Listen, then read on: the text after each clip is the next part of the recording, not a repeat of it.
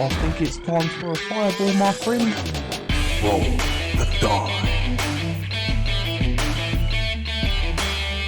Roll the die. Roll the die.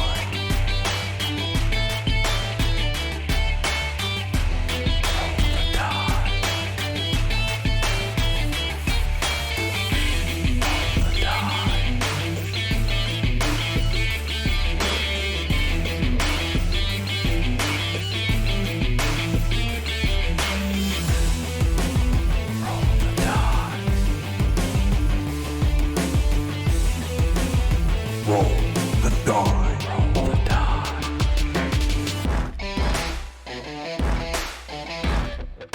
the die.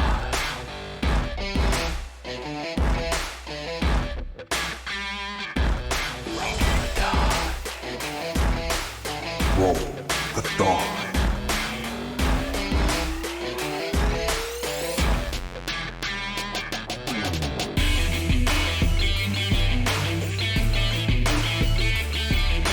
Roll the die.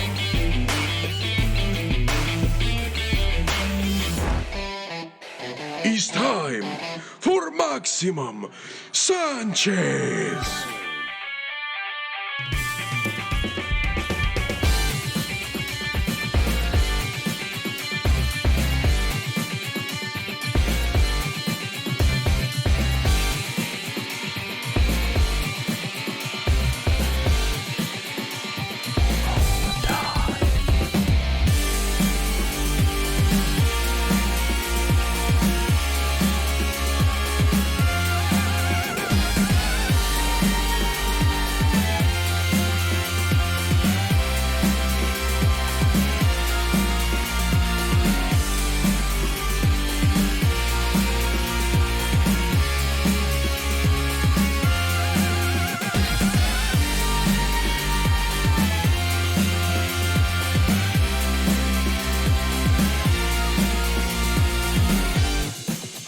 Roll the die.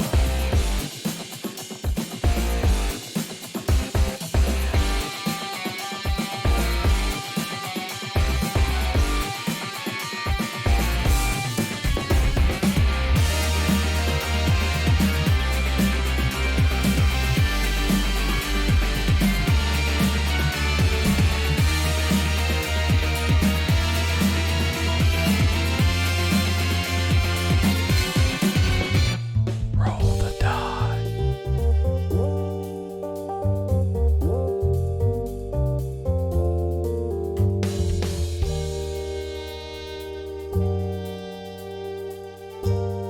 Would anyone care for some astral tea?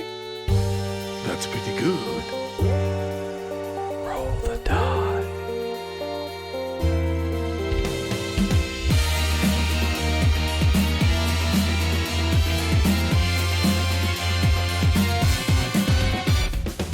Roll the die.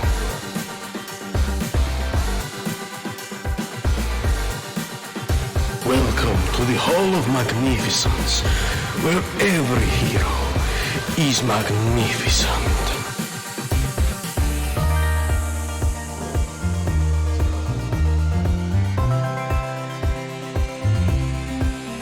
Roll the die.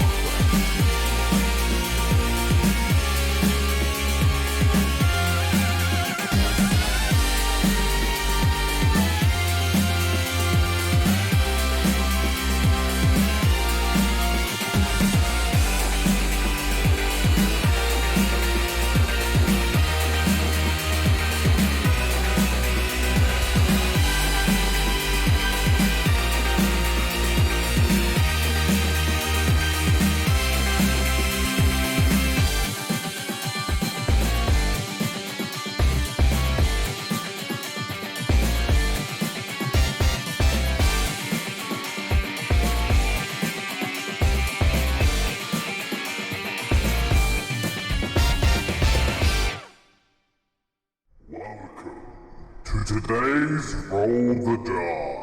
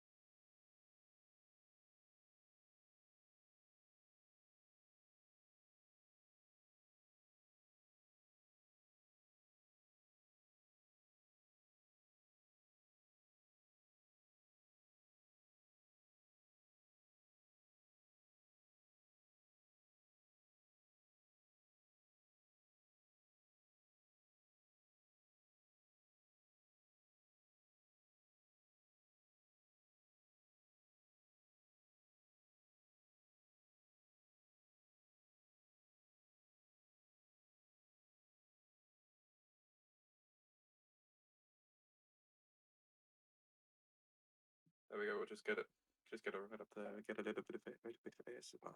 Nice, Reed. And hello, everyone. Welcome to Devil's Gambit Hot Takes.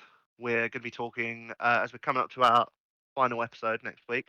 We're just going to be recapping the previous lot of episodes, the whole campaign. Looking back, taking on questions, asking each other questions about stuff.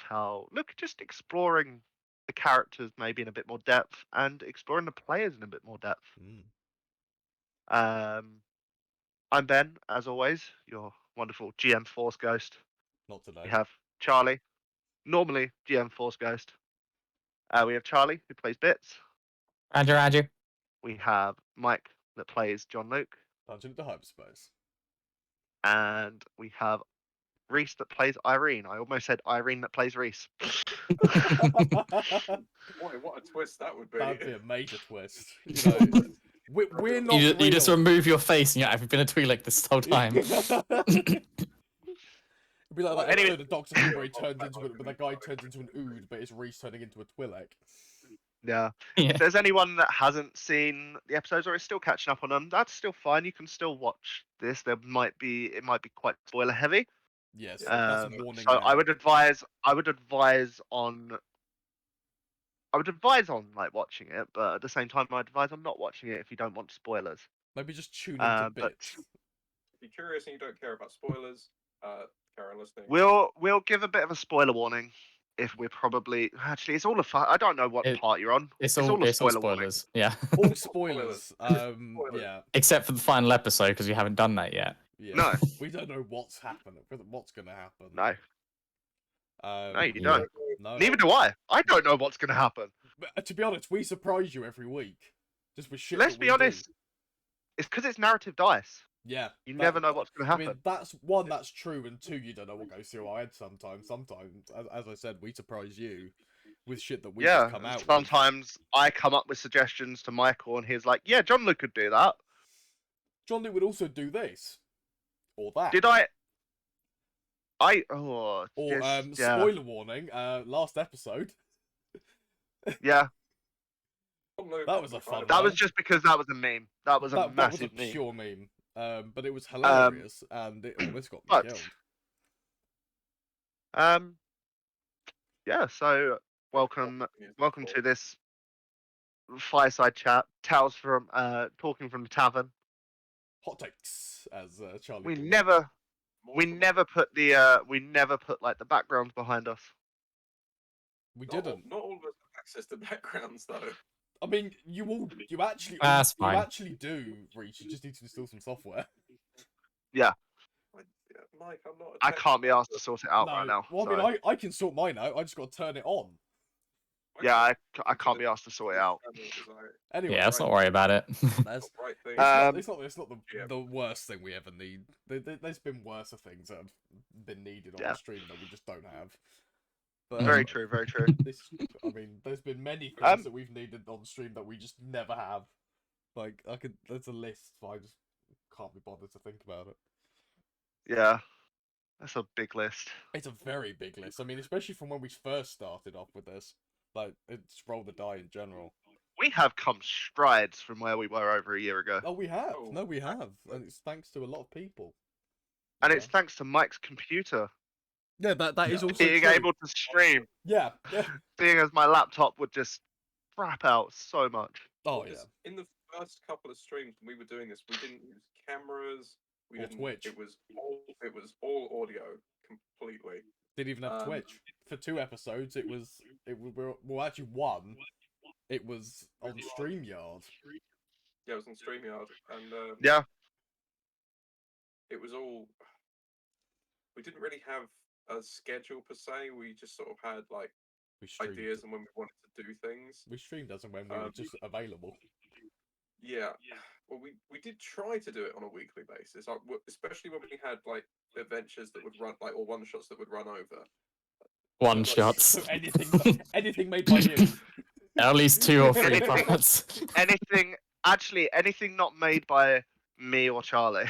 Or me. Yeah. Because I- Ethan's I've not Ethan's run one anything. shot lasted 3 weeks. You haven't Yes, run anything yet. I know I haven't, and I would love to at some point. Um, Oh, But you technically, should- that means you by should do a definition, he's one-shot never had a between one shot that's campaigns. lasted longer than one session. you know, I'm probably gonna write a one shot because I've got some But ideas. Right now, yeah, mate. so Yeah, I'm gonna run a I think one we should shot start right off now. just exploring how we all got into tabletop RPGs. I can I tell you guess right I'll off the go bat, first. Yeah, I mean, You- Ben, Yes. Ben is our You- resident DM for most things. Since he's definitely, raised the but- question, it gives us time to remember what the hell happened like Yeah. 10 years ago. So let me I see never if there really is I never below. really considered doing tabletop RPGs until uni when I went to the first gaming society, just sort of like meet during Freshers Week, and it That's was like actually they quite just late. That is quite. Yeah, yeah lot. they had a list on the side of just different sort of RPG. I was like, you know what, I'll give it a try if I like it. Cool. I like I like playing RPG video games, so it's like okay, it's Logical there's next crossover. step. There's Yeah. it's a logical next step. So I put my name down for a sci-fi one as well as just a generic D&D one, and the sci-fi one came up with a slot. Wasn't It the was system that you first learned? It was Edge of the Empire, wasn't it? indeed Edge of the Empire. That's why I know it so well, Ben knows it because backwards. I played it for 2 years straight for each week for 2 years straight practically. Nice. One bit of Even trivia over the I summer. don't know- Even over the summer, I don't know we the played it answer online. Is the only way we are actually able to play this game is because Ben already has all the modules like saved himself. You I can't also have the really- PDFs. Yeah. Yeah, like, I just want to. make them This will come up onto a question that we have later on. I'll cover all that. But We will tell you yeah, why so I when just you started that. PDFs. I was invited to join it, and Don't look back since. it was so fun. It was just so fun. It wasn't even in the Star Wars universe. So yes, we were using the Edge of the Empire system, but it was in this guy's homebrew world. Nice. I played this part cyborg, like cybernetically enhanced humans that were known as Psionians. I played an outlaw technician Nice. who also statted into a slicer. Okay, that's So pretty cool. super good at hacking and and modding. I gotta say, like one of them, one of the best memories of that game is there was also another Psionian. So Psions, because of the cybernetics, just like bits can be repaired by mechanics checks and only mechanics checks. Because I was cybernetically enhanced, we could be medicine or mechanics. Yeah, it's what So we got into this situation. Organic and yeah. Yeah. So we got into this situation where the other Psionian had gotten downed, and she refused to let me do a mechanics check on her. And the doctor he kept on failing. He kept on getting unlucky with the rolls. And I was like, and our DM was like, you like it's looking bad. And I was like, I don't care. I just rolled a mechanics check. I think I got a triumph and a lot of others. I got a good roll. Nice. And my DM described it as I'd found a sheet of metal and just welded it to her. I mean, Welded it to the torso. that is a way. This will staunch the bleeding. You're welcome. I'm gonna have to get some of this blood out. Oh my god. But from that, I started wanting to DM myself. So I actually DM'd at least one session in his universe. It didn't really go anywhere. The group didn't gel properly. So it was like, okay, scrap this. And then just sort of later years in uni, just sort of got into D&D, 40k, so Warhammer. Dark Heresy, Warhammer 40k Dark Heresy. Oh my god, that I want to run a campaign in that. I bet It is that a was fun campaign. I It do is love it is a Warhammer. fun. It's fun. It's so Yes. freaking fun. absolutely You play as an Inquisitor. Ooh. You do. If you don't know, if people that don't know Warhammer and Inquisitor think Spanish Inquisition. Not what Nobody we're will ever not what we're fighting next week. Think Spanish Inquisition and the Inquisitors in Star Wars up to 10 million. Yeah. On a heavy metal album They are cover, that's basically what they are. Fanatical. They are fanatics. Mhm. Oh yeah, they're absolutely batshit. But it's the system is great. It's fun. You can They're lose also limbs like they're that. also fighting Eldritch Horror demons, so it's understandable. Depends what sector. Depends what sector you're in. The Eldritch Horror demons could be chaos, could be aliens, could be just heretics. But yeah, that's how I got my start into DMing, or not just DMing, but playing tabletop RPGs. Who wants to go next? I'll have to go next. As I mentioned, I said I got into tabletop stuff through Ben, who just sort of, because we were friends back when I was in high school. He was a couple of years above me, but we were friends with someone that I knew, and we just sort of like came into contact that way. And I was friends with him because I was friends with his sister. Yeah, as well. Yeah, I'd always Yes. loved like video games and enjoyed RPGs and things like that. And Ben brought up D&D, and D&D is something I'd heard of, but I'd never sort of had a go with myself. So I thought it's brilliant. I'll give it a go. I just absolutely fell in love with it, especially like character creation. Like I loved like coming up with a backstory, and like so I'm obsessive when it comes to that. I like writing fun stories, and this was just a great outlet for that. And yeah, we had our first couple of sessions, which I think this was a homebrew module that Ben had made, where we went to this village and we went through like a death house, and it was Oh no, this was that wasn't homebrew. That's the opening mission for Curse of Strahd. oh, it was Curse of Strahd. There we go. Yeah, we went through this little like death house, found a bunch of different things in there, Didn't and trust those fucking kids. those kids, man. Turns out they were ghosts. Who knew? But The ghost of the yeah, younglings. I really like that. I probably started out the way every D&D player probably starts out, or a lot of people do, is I made a human fighter because I was basic and I wanted something simple. Yeah. Did you also use the longsword? Literally yeah, exactly. No, it was so generic. It was so generic, but it was fun. It was a fun jumping off point because I think the very next character I made, for D&D, I'm trying to remember. I think the next character I made was Cassius, who was this was another home game that we did ages ago. Oh, you're paladin. Wasn't No, that the no, one? no, yeah, no, you're right. It was Barkin the Paladin, who was a tiefling like paladin who was all about like Awful good.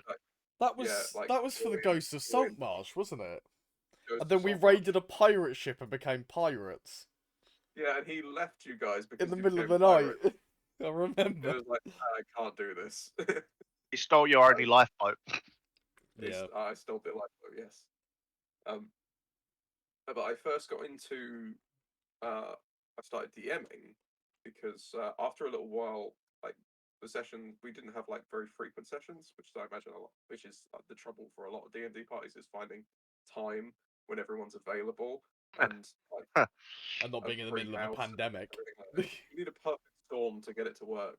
Oh yeah. But suffice it to say, I filled a lot of that time with D&D shows. That was sort of like the outlet. So yes, Critical Role is an obvious one. High Rollers D&D as well, and We I met believe, Turks. huh? Didn't we meet Trot? We did meet Trot. Yes. Yeah. We met Trot, and I also went to. I saw them do a live one shot where they essentially did Fast and Furious, but with like they did a race with like magic cars Nice. as part of their Eros campaign characters, which was really fun. It was a lot of fun. But yeah, Reese getting into DMing was when we discovered that when Reese says one shot, he means probably 2-3 sessions. Because basically, I love to get an idea in my head and I run with it. And funnily enough, we talked about the poll for what we might do afterwards once the Edge of Empire campaign is finished. The Chop Shop is the first one shot I ever created. I made a bunch of different custom. I went all in. I made custom monsters. I made mini bosses. I made end bosses. I made a bunch of different rooms. Is this the one where me and Michael fireballed and took out your mini Yes, boss? this was okay. So this was also when I learned exactly how devastating players can be. This was in my And, house. uh, Didn't I invite you guys over? I for didn't this ask session? how big the Yes. room was or how much you care about this mini boss. I said I cast Fireball. No, but we. I didn't even ask that. I no, just said, we Reese, just looked at how each much other. wood is in it? Is he standing on a wooden platform? well, 'cause, the way And then I just looked at Michael. I was like, Michael, also We're I doing made a Fireball. very stupid mistake Do it. in making those things because a lot of these enemies were inspired by. If you're familiar with Bloodborne, Good game. then I took a lot of inspiration from that. One of the things I took, which was a bad idea to Brick begin with, weapons? was I gave one of the main enemies of that group a weakness to fire. And naturally, Mike being the freaking pyromaniac that he is, and Ben having optimized characters, like both of them had fire magic readily available to them, and they hey, my character was destroyed called Apocalypse for a everything. reason. I Yeah, can't even no. remember the name of my character, but all I remember was me and Ben. It got to like the boss room. Ben asked that question, which basically just instigated everything. Because the moment Ben thought of it, I was like, "Holy shit, we could actually do this!" Because Ben- Fireball Yeah, spreads. At the end as well, and like the guy was doing a monologue, so he wasn't gonna. he wasn't doing it, and then we I just just got did it. fireballs in. Yeah, halfway in the monologue. they both fireballed him to oblivion. He went flying backwards with about a quarter of his health left, and he had a bunch of minions that he was going to release and sort of control. They burnt all of the minions to death, save for one. Almost. Yeah. Almost, and then So- the floor gave same way. as me, actually. And they killed the other two, and then the one that they got out, the last one that he decided to use, I gave a rage feature because I thought it'd be fun. But what I didn't realize, and what Ben pointed out when we were playing, was this thing was just going to wildly attack anything that it saw because it's enraged, and he is the one that opened the cage, so he would be the first thing it saw, and it impaled him to death on the end of its sword and threw him against a wall. And Yeah, that's how 'cause the you that's how said the first that boss died. because I think you worded it as mindless raid, so it wasn't focused. It wasn't. It wasn't controlled. It was chaos. And you were 100% correct. That is exactly how it would have gone. But my DMing style is very much. I like making custom things. I like making something that has a good background, a good story, something that can really sort of you can You want- flesh out a bit. If you want custom homebrew, if you want homebrew monsters, Reese is great. So Charlie. Oh, actually, I just pointed upwards, and I'm pointing at Reese on Discord, but on the stream, I'm pointing at you. I still regret helping you so much with the fucking High Dragon because it was already a nasty monster. Let's throw I out a knew bunch of what it ideas. was. I like threw like 12 ideas at you, and you were like, yeah, let's do that. Oh, and also this was like, oh shit, I've got him started. The thing is, as So well, that is- I knew of the High Dragon. Oh, not the Yeah. High Dragon. No, that one. Yeah. Yeah, I the High thought you were Dragon. talking about. I thought you were talking about the pirate campaign, but Yeah, the High Dragon is from Ben's Dungeon one shot, Phaedrax's Dungeon of Doom, which if you haven't seen Eldrax. is chaotic and just it's just mental. No offense to my character of bits, but I still actually prefer Xantu. Yeah. Xantu was great, So, chaotic evil, but still goes along with your bullshit. especially the Because- ending where it's like I'm I forgiving can't- you for that. our word kill Yeah. on Reese's character, and I'm like, you feel something, and it fizzled. Yeah. So that's me. That's my RPG experience. Charlie, Mike. Charlie? Yeah. Cool. Yeah, I'll go first. So we're running basically from when we first from getting into D&D all the way up to first DMing. Seems to be the pattern. Yeah. So I'll go with that. So I don't remember when I first heard about D&D, but it seems to be much earlier than everyone else here because I'm pretty sure I was probably 10 or younger when I first heard about D&D. One of my older cousins, they played it. I remember one of my family members actually suggesting that maybe I joined, but to be fair, he's quite a few years older than me. I think by the time they actually suggested, I was like 12 or something like that, and they were like 18. So obviously I didn't join the campaign. I kind of figured like they're older, like older teenagers, and that they've probably got like a different dynamic. And yeah, obviously my cousin was like, probably best he doesn't join. It's like, yeah, it's probably got to be like kind of like, you know how we run our campaigns. We wouldn't invite a 12-year-old to our table for the same reasons that they wouldn't want to invite a 12-year-old to their table, which makes perfect sense. So I was like, that's fine. Like, I'm sure I'll find someone to play with eventually. For one shots one time. Not Yeah. random. Yeah. So the first time I actually played was when I was actually not that long after, to be honest, in year 9, when I met one of my friends who had been playing D&D since he was a little kid because his mum had been playing for a very long time. And that was the very first time I played, was in 3.5 edition. I played an elven druid whose name I cannot remember. She wielded, I think it was a she, because I think I saw the character for the druid, or possibly the elf, in the player's guide, and they just looked really cool. I was like, yeah, I want to play that. And I looked at the I basically played exactly that, because she had a wolf companion as well. And I thought, yeah, that looks awesome. I'm going to take the wolf companion. I'm going to be an elven druid. I've never played before, so I'm going to just go with what's in the book. It can't be bad if they're suggesting it. And yeah, druids are really, really awesome. In fact, they're awesome in basically every edition. Yeah, Because they can do a bit of extremely everything. overpowered.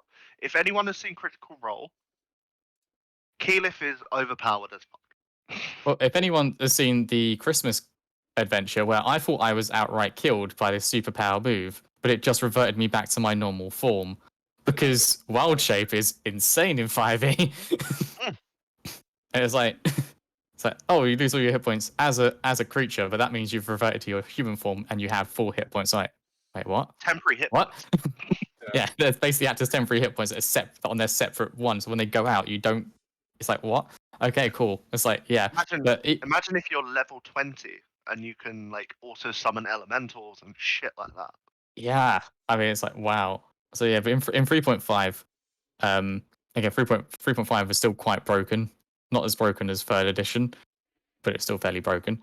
So obviously you could have a shield. So I had a shield, I had a scimitar, I had like hide armor, because most of the stuff that druids buy is pretty cheap as well. So I had like a heavy wooden shield and all that jazz.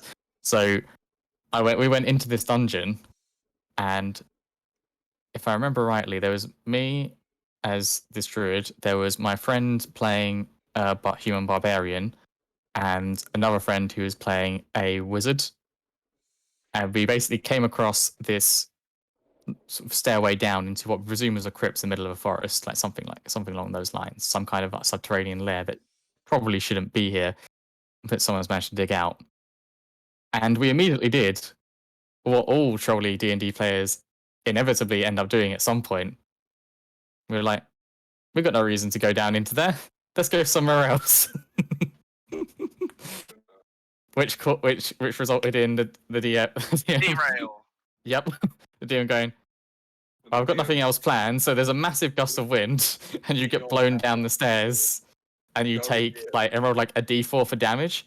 This is 3.5 though. He rolled a 4 for damage. I think I think it was like you got knocked down the stairs, and if you didn't succeed a save, you would take damage. So me being an elven druid, yeah, me being an elven druid, and my friend having a barbarian, between like their strength and dex, whatever, we were fine. The wizard, on the other hand, was not, and it's 3.5 first level. Wizards only have a d4 hit point. He rolled a 4, killing the wizard instantly, putting him down the stairs. Wait, so there's no death save for 3.5? No, not if you insta die. Yeah, Yeah, no. oh my god. Not if you get wiped. If like all your hit points get wiped out in one hit, you're just dead in 3.5. I'm pretty sure. You think wizards are weak in 5th edition? In 3.5, Yeah. it is brutal. Yeah. So basically, we retconned that and went, okay, no, we still want to be able to keep the wizard playing. So we'll say we did actually just go down the stairs. Fine. We then get into a fight immediately. We like the thing closes behind us, and there's some skeletons. Wizard wins initiative, fires a magic missile. 3.5 magic missile doesn't automatically hit. Misses. The skeleton he fired at steps forward, stabs him in the gizzard, kills him again. Thankfully, for my poor friend, he didn't actually have that much time to play, and we didn't realize how long D&D was. It was like our first time all of us playing, with the exception of my friend who was running it. So his dad actually was like had to pick him up to go do a family thing anyway. So that wasn't too bad.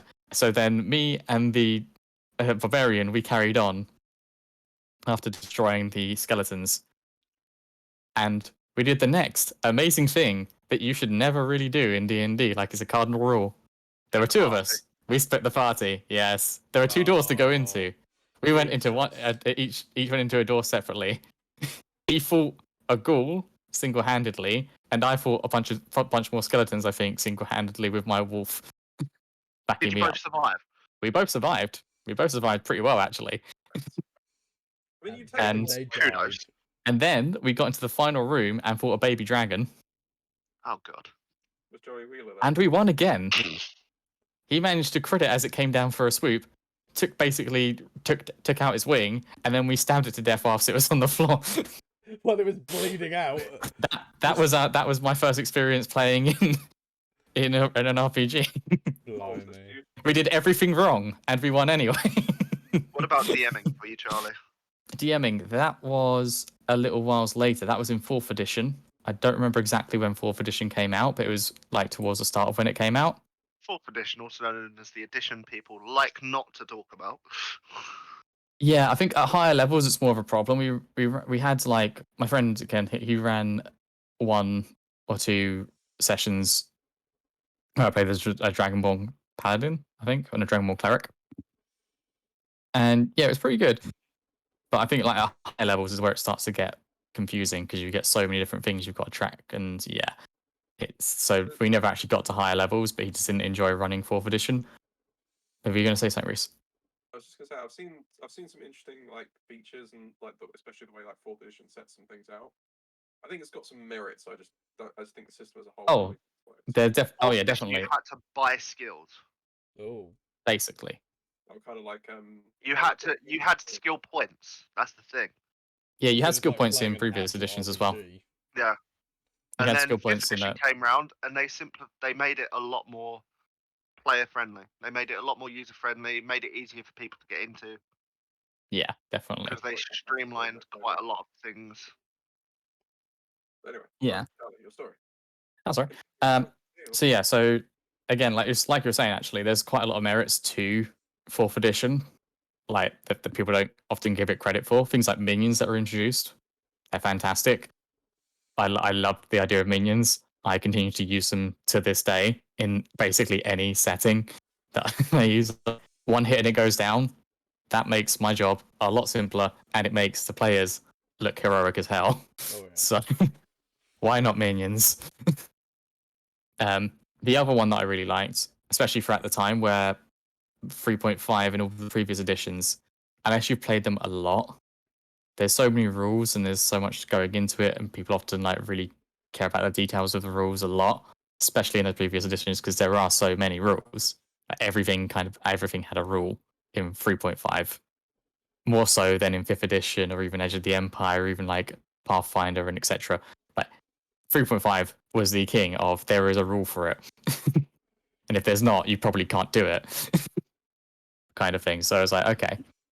4th edition, much easier to be a DM in certain respects, in that you can make everything modular.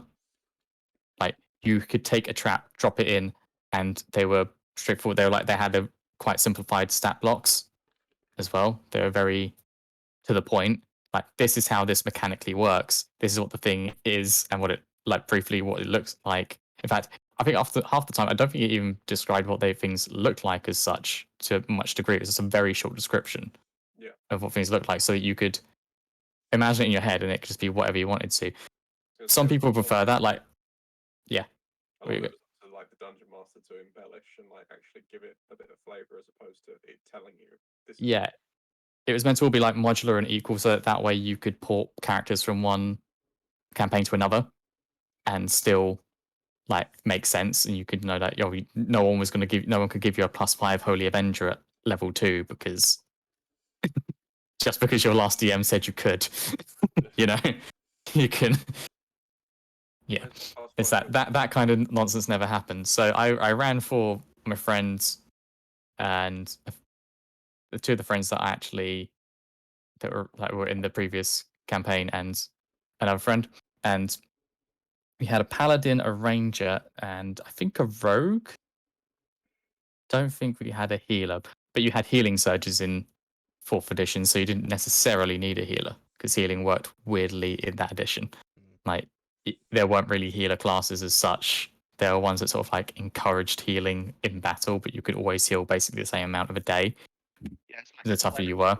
more of like a utility classy sort of thing, weren't they? Like healing was more. It was less sort of healing. It was more like utility, wasn't it? Yeah, it was like things like warlords and things like that could do the same kind of healing as a cleric could, in that they kind of encouraged you to heal in the same way. Like they were leaders as it were. So they were sort of supporty, buffing type ones. Yeah, it's a very interesting addition. I think they had some good ideas because I also think that being just a healer for a lot of people can be like dissatisfying, and having to have a healer can be, if no one wants to be the healer, can just suck. I have been in that situation. It's like it's not fun to end up just being like the healer a lot of the time. The other thing as well is there's some classes. I'm going to use 5th editions. I'm going to use as an example, but clerics. Everyone looks at a cleric and goes, "If you're a cleric, you're a healer." That's absolutely not how you have to play a cleric. at all. Definitely not in 5th edition. You can play a That's- cleric as an absolute damage monster. That's Or- what 5th edition did really well. Like as well, like yeah, they healing is a lot. I don't know. Healing as a mechanic seems like something you can spread around a bit or make accessible to other classes. And Well, healing word. Exactly. Healing word. Bonus action. That's one thing that's why Ken in the other campaign has had healing word before he took cure wounds, because healing word allows you to do a heal and get someone up from dying and back into the fight, or gives them a little bit of a boost if you think it might be enough to keep them from going down. But it doesn't use and it doesn't use up your entire action. It just uses a bonus action, so I can still like move and attack or move and cast another spell. I'm pretty sure Maybe. my character for Ethan's campaign does have healing word. Nice. There's no reason why you wouldn't take it. It's so good. It's better than cure wounds. It's the best low level healing spell. Yeah, because it's you're dying, heal. And then you take mass healing word. Yes. Which Ken also did eventually. Which I believe is also a bonus action. Yes. Yep. It's just higher level because it's multiple targets. Like you don't heal as much, but you can heal more. That's the thing. Yeah. You could get your entire party back up in the fight for an extra round, and that's invaluable. Look at it. But yeah, so this was it was an interesting dungeon. So basically everything was modular. So I decided to go all out. And you might actually see some aspects of my DMing style in this that you might recognize from the Knowles one shot. The very first room was not your usual fight at all. It was a maze room that once you walked through the first section, once everyone was through the first section, the door closed behind them, door in front of them opens up. Poisonous gas begins to fill the room. Now, I was trying to prove a point that 4th edition characters were extremely tough. So I intentionally made this dungeon a lot harder than what should be CR1 encounters. There were a whole bunch of skeletal minions about this maze, and they had to find the switch basically to open up the door to the next room so they could get out. Obviously, skeletons being immune to poison, they could run about with impunity and fuck with players. They smashed through that pretty freaking handily. There are a few, I think there's another little encounter, like not standard sort of encounter in between. A very brief one. And then I put them in a long corridor with a body of water in the middle of it that you couldn't go around, and some skeleton archers on the far end. One of my friend's characters had no ranged ability. Well, he did. He just refused to use it because he was playing a paladin. So rather than take pot shots at the skeletons, who it was taking a while for them to get whittled down, because not only were their skeletons constantly missing, so were the other teammates constantly missing. So it's taking forever. Just go, can't hit them. They're everywhere.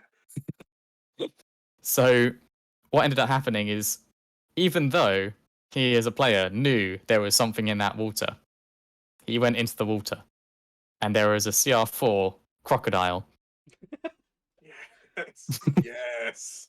Good old Crocky. What ensued was That's good role playing because he as a player knew that it was, but the character wouldn't have known that. Oh yeah. no, and the character also refused to like that. If he could use melee, he would use melee.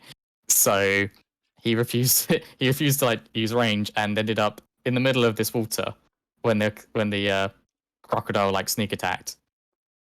And what ended up happening was the two people on one side were in a sniper war with the skeletons on the other side that dragged on for the entire fight, basically, as the paladin in the water was splashing around, epically fighting a CR4 creature by himself. And then after that section, I was like, I barely survived. It's like, yeah, but you're level 1 and you single-handedly killed a creature that was meant to be able to like be a challenge to 4 or 5 players of 3 levels higher than you. Yeah, Like 4th edition, they were remember- just superheroes. I remember It's- like us talking at work and like we talk about Dungeons and Dragons, and you like came out as like, yeah, CR means nothing. CR really doesn't mean It doesn't. I have No. changed. I literally have gone back and changed CR for 5th edition to actually make it accurate to if you want to challenge your players. Because Yeah. I did it like at one point. I literally went through every class, assuming that they had a decent archetype, maybe not the absolute best, but one that I could tell was like strong for like maybe like damage output or this kind of thing, to see like in raw power, how powerful can these classes plausibly be. And yet CR is like assuming the CR is assuming you're going to have multiple fights in a day. Yeah. And that you're not going to get back to full health every single time, that you're going to burn resources that you're not going to get back. Like you're going to drink potions, you're going to use up spell slots and then not be able to have a short or long rest. Well, as soon as you're going to have like maybe one short rest if you have like extra encounters on top of that, but then it tells you to put more encounters in. But as we see in 5th edition, the combat is still not that fast, so you're probably not going to do 6 encounters in a session. Have we ever done like, you know what I mean? Like you'd have to. I don't. Also, like when you stat it up, what wizards consider a deadly encounter? All that means is that someone someone- could die. could die, could go down. Doesn't mean they will. No, and you've It got just so many means- chances it in just 5e means- to get back. It just Get means back that up. the percentage chance of it happening is close to 50-50, if not a bit greater. And even then, that's taking into account I don't think it challenge goes above rating 70%. that they have assigned chance. to monsters, Nah. which doesn't necessarily mean that that monster is actually as deadly as the CR says. No, it can be. It can actually be a lot worse than what they say it is, depending on the situation and depending on how you run it. High Dragon was statted as a CR 30, but it was more like a CR 50. Yeah, like literally, we had overpowered 20th level characters with legendary items, like really high stats. Like we all rolled extremely well for those characters, and yeah, we still had to do a Deus Ex Machina, basically. In pure contrast to that, we had we had an adventure that was run by The dragon still wasn't dead. Exactly. Back when we had like Sanchez, Club Grog, and Kendummery, and Acero as well, where we were getting our asses kicked by a challenge rating 3 enemy just because it kept disabling us or like making it. Well, that was Stunt. that tentacle monster, wasn't it? It was Stunt. it was a UNT monster. Oh yes. Stunlock is a major problem in lots of games, I think, because That's why monks are good. Yeah, this is kind of why. Running strike is OP. Yeah, this is kind of why I like the Tiny Dungeon RPG, which I'm going to hopefully run on stream at some point. Because there is no stunning strike, and I will not be allowing spells on either side that just make you go, you lose your turn, because screw that. Yeah, it's not fun. It's not fun to like for either the DM to be able to go, oh, my cool monster can do nothing, or for the players to simultaneously go, oh, I can do nothing. It's hilarious when someone fails a a save for hideous laughter because that spell's a funny spell, Yeah, but it's not fun when when you keep then failing that fail yeah, because you yeah. are immobilized. Yeah, the only time that those kind of spells are kind of like are fair in a sense is when you're using them against situations where you are completely outmatched. Yeah, like if Like you've got a giant in front of you. yes, yeah. If you're like if we don't do something that just completely like immobilizes target, we have zero chance of killing it or escaping. Yeah. What about you, Mike? So- Yes. Michael. Well, this is kind of like my kind of introduction to D&D is kind of like a sob story in a way. So it was because it was I was during college when I first when I first played D&D, it was in college, but when I first heard about it, it was like a few years prior. Didn't really understand it. Didn't really want to give it a try because, didn't really have anyone to play it with. And then college came along, and I was like, okay, I'm gonna give this a go. And I used it like as a whole kind of like demographic. I used D&D to not be myself, as much as my characters are like myself because they're just chaotic characters and they're just funny. But that like from playing D&D like because I enjoy, as you said, Ben, like RPG games, amazing. Like The Witcher and those kind of games. Love those kind of games.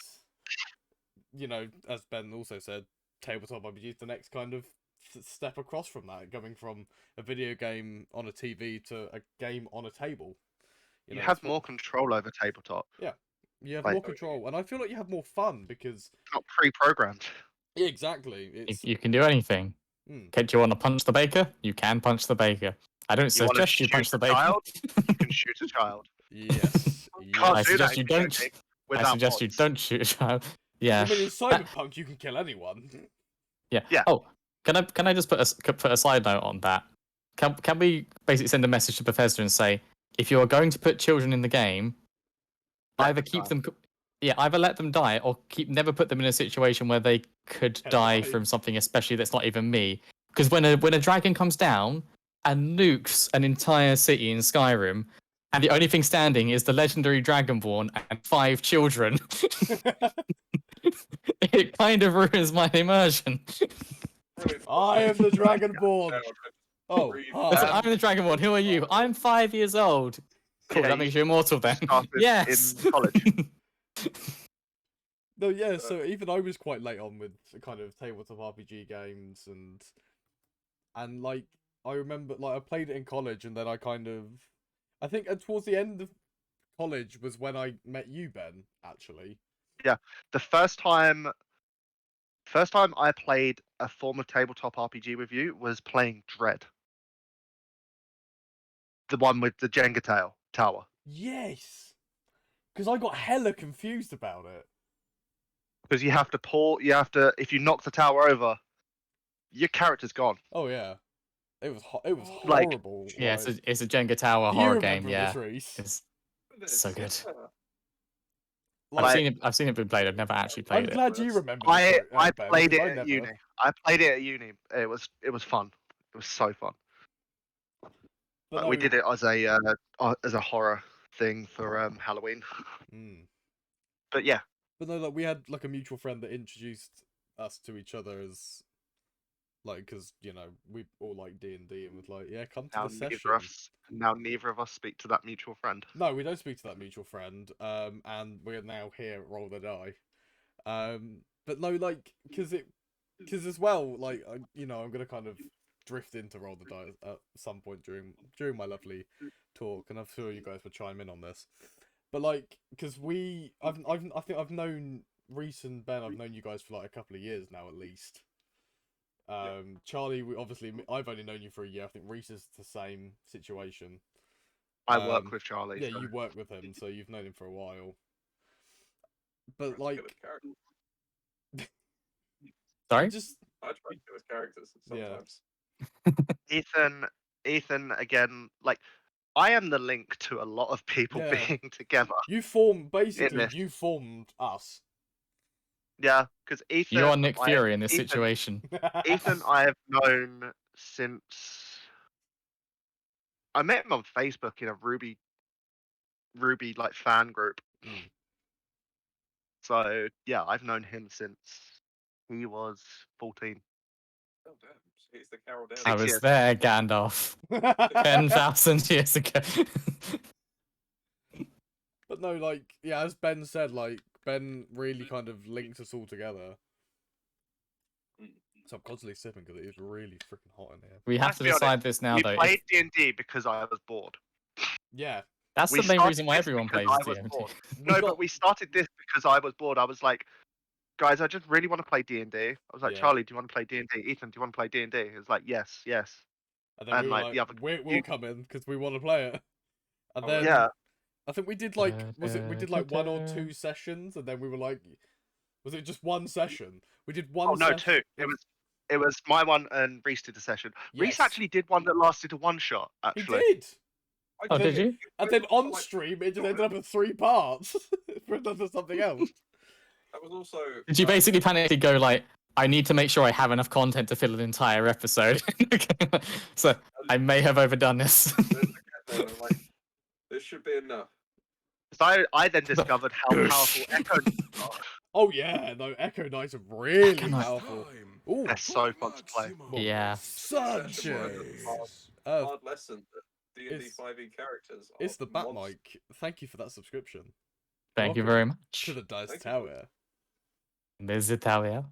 I know, like, Yeah, I know, Atkins. like, this is more Devil's Gambit hot takes, so we are going to talk about that. But I kind of yeah. want to. We'll drift I kind of also want to know, like, Magnificent Heroes of Shan. Sanchez is such a meme. Oh yeah. He's become Roll the Dice meme now. I can't remember if I said it to if I've actually said it to you though, I love Reese. you, Like, brother. if You're we amazing. if we like have like a script like personalized proper script like from like our most iconic characters, number 1 is definitely Sanchez. Yeah. Sanchez has to be on there. If Sanchez is not on there, I am rebelling. I'm leaving. I quit. If we ever have we'll make like a Star Wars poster of all of our characters in Roll the Die, and Sanchez has to be the middleman. Oh yeah, So- 100%. It has to happen. In terms of, like, yeah. I didn't know In terms of, well, he is the person that created the guild. The Halls of The Magnificence. guild of Yeah. Magnificence. Yep, and he is. He is the heart of the team Yeah. in like Magnificent Heroes of Shan. 100%. Oh no, definitely. And, he is the Nick and Fury my, of the Magnificent Heroes of Shan. Yeah. But actually, hold on. Let's go back to this for a sec. Ben is Nick Fury. Which Yeah. Avenger are the rest of us? I mean, For some reason, I want to say Reese is 4. I'll take that. Yeah. yeah, I'll take Charlie's Tony Stark.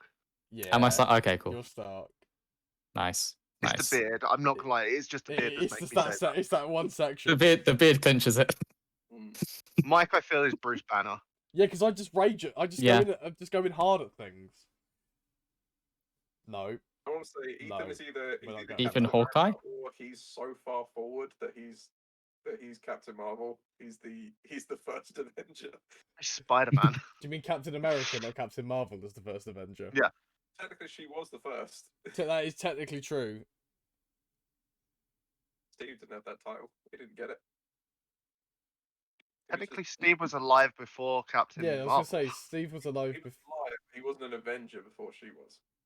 He's considered the first Avenger, though. Yeah, I know, but I because he like to- was technically working for Shield. Yeah. With Yeah. a shield. I think Give a in shit. terms of in terms of where sort of like our Shields on characters fit, shields they're on like shields.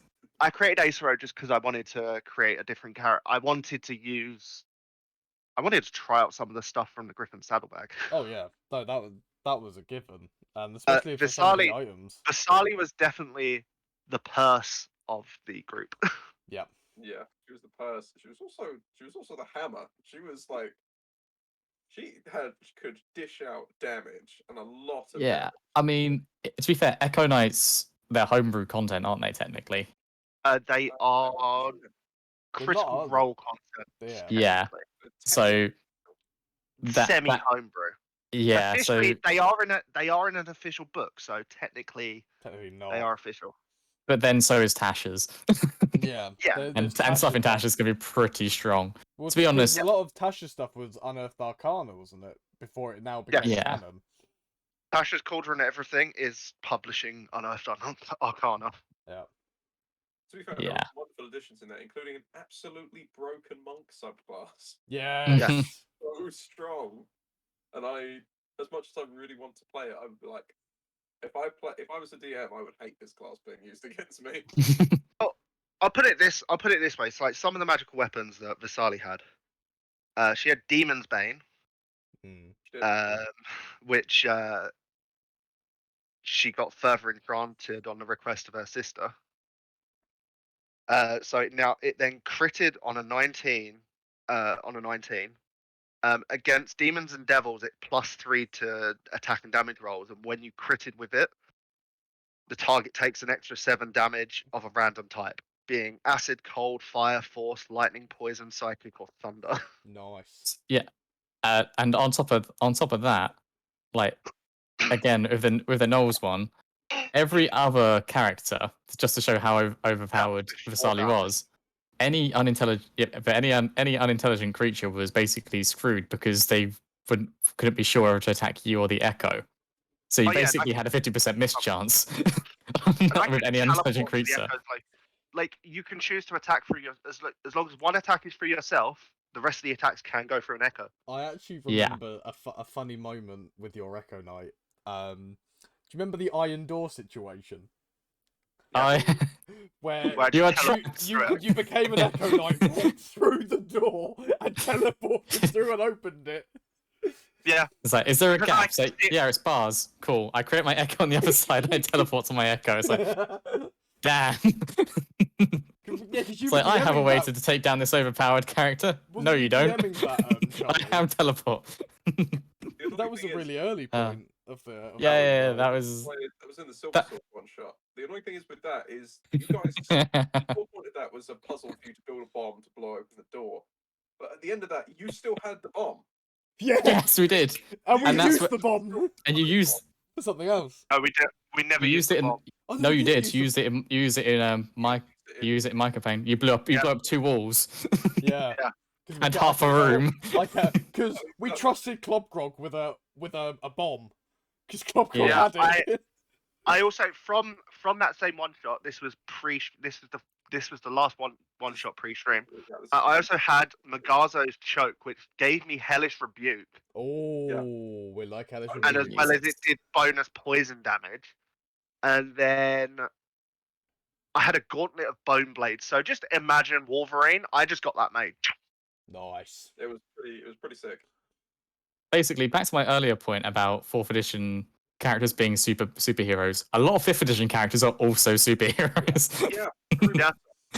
Like it's actually not that difficult to make a really powerful character in especially if you 5th edition. I think most of our characters were really overpowered. I also had a modified Smoldering Plate armor, which the armor itself was a dark grey with purple highlights. The eye slits glow with a reddish tinge. But while wearing the armor, I gained +1 bonus to AC. Considering I already had a shield as well, I was at like 20 plus AC. Your AC was 21. You were my Constitution gained a +2 bonus as well. I could speak Infernal and I could see Dark Vision, but instead of black and white, I saw it in only red. Yeah, you were there. You had Predator Vision. Predator Vision. What was my AC? Yeah. But like as Charlie said, my AC was 22. Oh, nice. Yes. But like as Charlie said, like in 5th edition, you can make OP characters if you build them correctly. Like there's a lot of great multi-classing kind of features with Coffee Lock. I mean, I also just had a basic Sentinel shield. I remember reading something about some guy that was like, oh yeah, I can fire off 12 Eldritch Blasts in 1 turn. And I just read it and just go, holy fuck. Plus, if every hit was successful, they were pushing back 10 feet. So effectively, if all 12 were successful, they're pushing back 120 feet. And someone pushed them off a cliff. Yeah, with and also with Eldritch Blast, the knockback, because it's magical, there's no save. No, if it hits, you get knocked back. And it doesn't matter how big the thing is. This is why we love Warlock. It just get blasted back. Because then also because you can get the Eldritch Invocation for repelling blast, but also you can get agonizing blast, which deals more damage. Yep, it basically makes every single hit like a crossbow bolt, but except for What's your the user. one with the knockback? Because that one was annoying in Feldrax's Dungeon of Doom. What, the repelling blast? That one, yeah, I think it's repelling blast. Yeah, So annoying so good. for me. The Feldrax's Dungeon of Doom Good for you. was a great that was a great kind of two-parter kind of.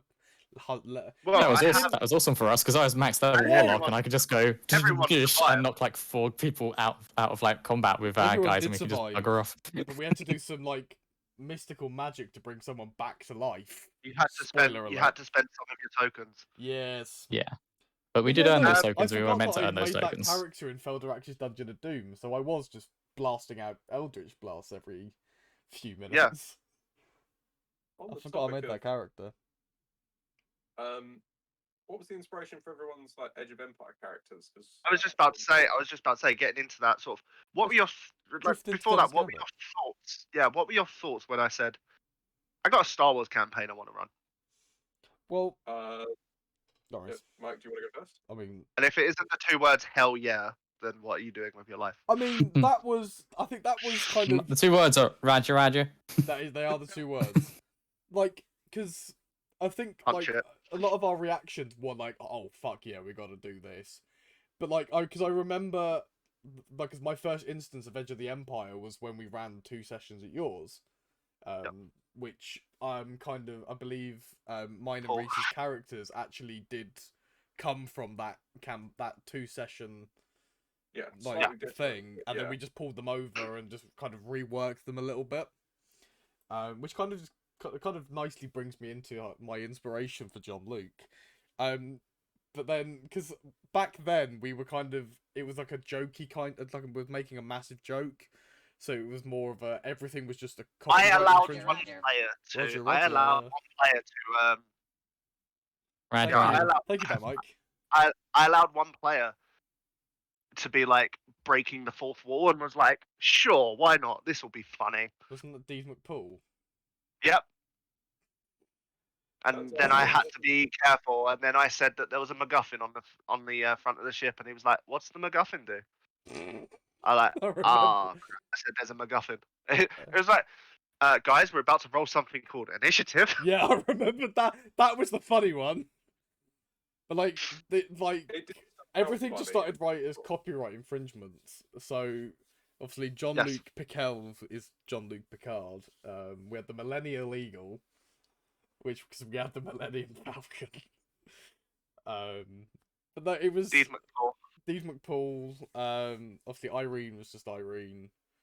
But it was Come on, Irene. that was that came from the home from the home game as well. I'm gonna just call it the home game because it's just easy to call it that. Old game. Old home game. But like John, like for me, sometimes I do like playing the kind of characters that are a little bit chaotic and a little bit kind of, I'm just gonna do it and hope that something good happens. That's a lot You of never my know what characters. John Luke's gonna do. Yeah, you never know what John Luke will do because it is just hilarious. The shit that I just come out with half the time. It was the same with Club Grog though, because Club Grog on a very different dynamic, like different race and that kind of thing. It was like this exactly the same, but then obviously He turned into like Endgame 4. yeah, he did turn into Endgame 4. If you I can't remember what episode it is, but that is the thumbnail for one episode. I think it's episode 6 actually, the Magnificent Heroes of Sharn. Still or banned later. from the Pegasus Fire. Yeah, we don't talk about that. There's many things that Club Grog have done that John Luke have also done in equidistance of each other. It's some of them are a bit more shittier, Things going up arses. pun intended. But Shadows over Kabara Part 1, Episode 6. yeah, I was crazy. See that straight on it, episode 6. I just knew that it was that. But like it's very much, like especially like when Ben kind of said like, "Oh, I want to run a Star Wars campaign." I was hyped for it. I love Star Wars. We all love Star Wars here. We've had a lot of fun over the last 9 months of us playing Edge of the Empire and Devil's Gambit. 9 months. Endgame. We Thor have the versus beautiful Child. series. Oh, can you imagine Endgame? Can you imagine freaking Club Grog versus the Child? Yes, I can. Well, there was John Very Luke. easily. There was John Luke versus Very a child. easily. So, there've been many moments that, like, yes, as a player, I kind of regret saying some of the things that I've said as these characters, but at the same time, I don't regret them because they have made Content. It's made. Yeah, I was gonna say it's made for really kind of fun moments. There's a lot of character developments and obviously role playing advantages, like that massive argument with me and Irene once Yeah. I tried to shoot my niece. Spoiler alert! If And- you haven't watched that episode. I think The me other and massive Charlie. argument I was we just looking at Charlie's camera during that entirety of it. Just seeing Charlie just deadpan in the camera is like, oh god. Yeah. Charlie, what was your inspiration for bits? Like, I wanted to play a droid. What a droid inspiration! We we saw Basically, it. yeah, I saw the whole list of different options, and when I saw like droids on on the list of like what you could play, it's like, okay, well, You there's an asked me awful like straight after that, are you happy for me to play an old Clone Wars droid? I'm like, sure. yeah. I wasn't exactly sure what I wanted to play. At one point, I wanted to go for a droidica because I knew that I was like, okay, I want to go with a droid that's like basically an ex-veteran, and it would make a lot of logical sense, regardless of what I play as, for them to be very combat focused because that's literally what they were built for.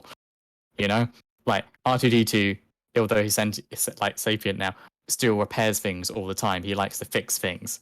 C3PO still likes to deal with people and like be a diplomat because that's their base programming. So either way, they're going to be like a bracka type. Also, it seemed like Irene was going for like the roguish kind of archetype. John Luke was going for the techie. And if I was a droid as well, techie also means healer for me in emergency situations. So Well, because it kind of like fit quite well because it made like double use of John Luke's mechanic skills. which came in quite late for John Luke though as well, like especially in the campaign because obviously at first it was Primarily a pilot. I was just primarily Yeah. literally I'm primarily a pilot. Mechanics come second, but then because after talking to Ben about it, it was like because John Luke's starting to repair his own ship because there's no one else to do it. Yeah, Just exactly. take a few levels into mechanic, and then it ended up me starting to become really OP in mechanics, and eventually helping Irene build. I gave you guys a lot of XP because I wanted to get the story along as well and get it finished for Ethan's campaign. Yeah. It was also just fun to just like buy loads of talents and skills and like build up these awesome characters. Edge of the Empire high level is fun. Oh yeah, but then like talking of talents as well, like even I as a player just bought all my talents late. Like we get to like later episodes of the campaign and you kind of realize like there's a lot of times where Ben just goes, "Haven't you got this talent?" I'm like, "No, I've been putting all my shit into stats, not talents." And then at the and I'm like, why? And then obviously at some point I've just gone, you know what, right, I'm going to have to start buying talents because looking back on it now, some of the talents that I have now would have been useful like 5 weeks ago. Like punch it. Yeah, punch it or master pilot. Natural pilot. Is a great example. Talents can shine. Oh Christ, yeah. How did Irene come about then? Yeah. Sorry, Charlie. I just want to because Charlie, because your talents are like absolutely bonkers. Like some of the things they can do. Yeah, destroy all the minions and 2 rivals. We're using all the supplement, so the additional modules which I have PDFs for. Yeah, that's where a lot of these come from. The Force and like the Jedi classes come from, and the Force and Destiny that comes from all that. There's a bounty hunter supplement book, which is actually where Irene gets her first skill tree from. The martial artist abilities; those are all in trash. Yeah, there's a smuggler book as well. Brawl is there's a book for each. There's a book for each class. And it's Brawl is not a balanced skill in Edge of the Empire at all. It does absolutely nothing. Literally, the martial art. I've got one Don't bring fists to a gunfight. That makes it useful. In that I can just pick a critical injury and say, "You've got that." And you can do that just with any sort of thing. As long as you have that skill, it doesn't have to be a brawl check to cause that. No, for the high level one, it does have to be a brawl check.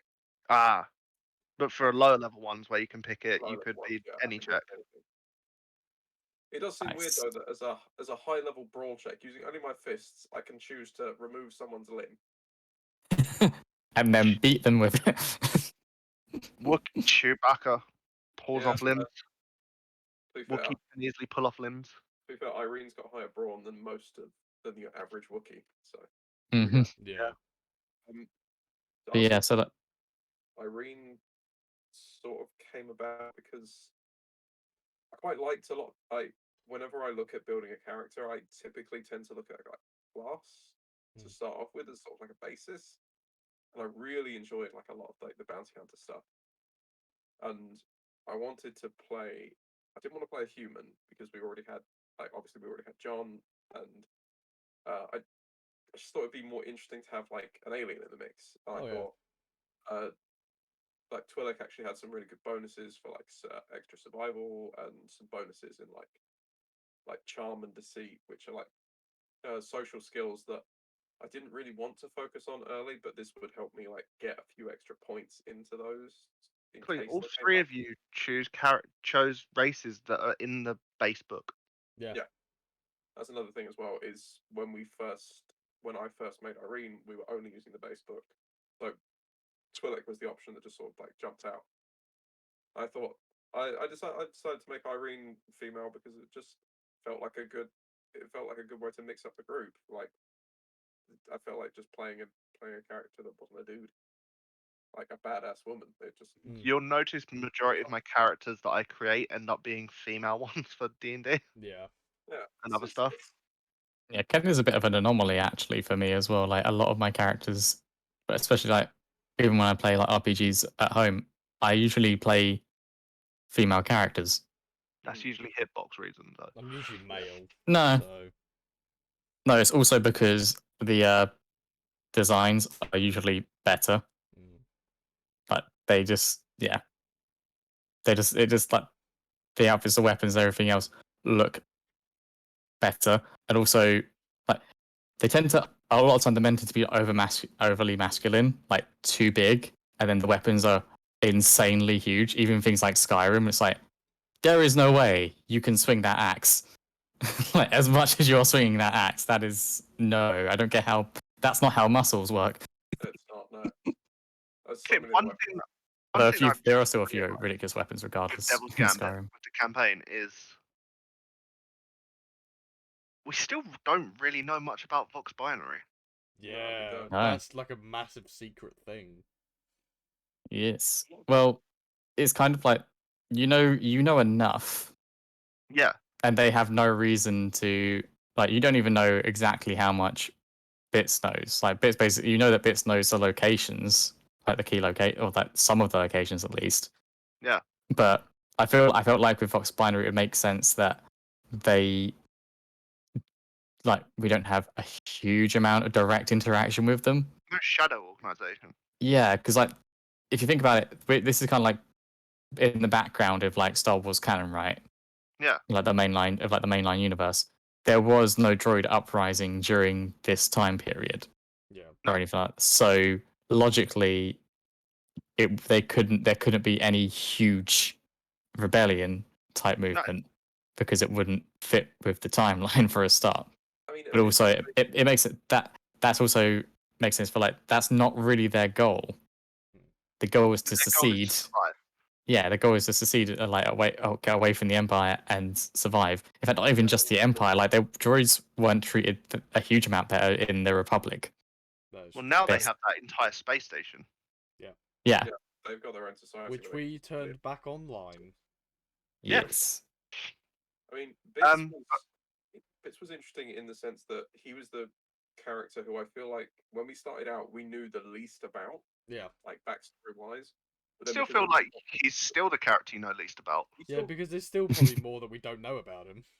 He's also the character who first got the biggest amount of information for because of how quickly the Vox Binary stuff came up because of that, how we encountered it. Like we went from knowing very little about Bits to knowing a lot more about Bits, to then back to Bits being like the droid of mystery. Yeah. Yeah. But I liked that, like, because it was a case Like of. Oh, what was that, man?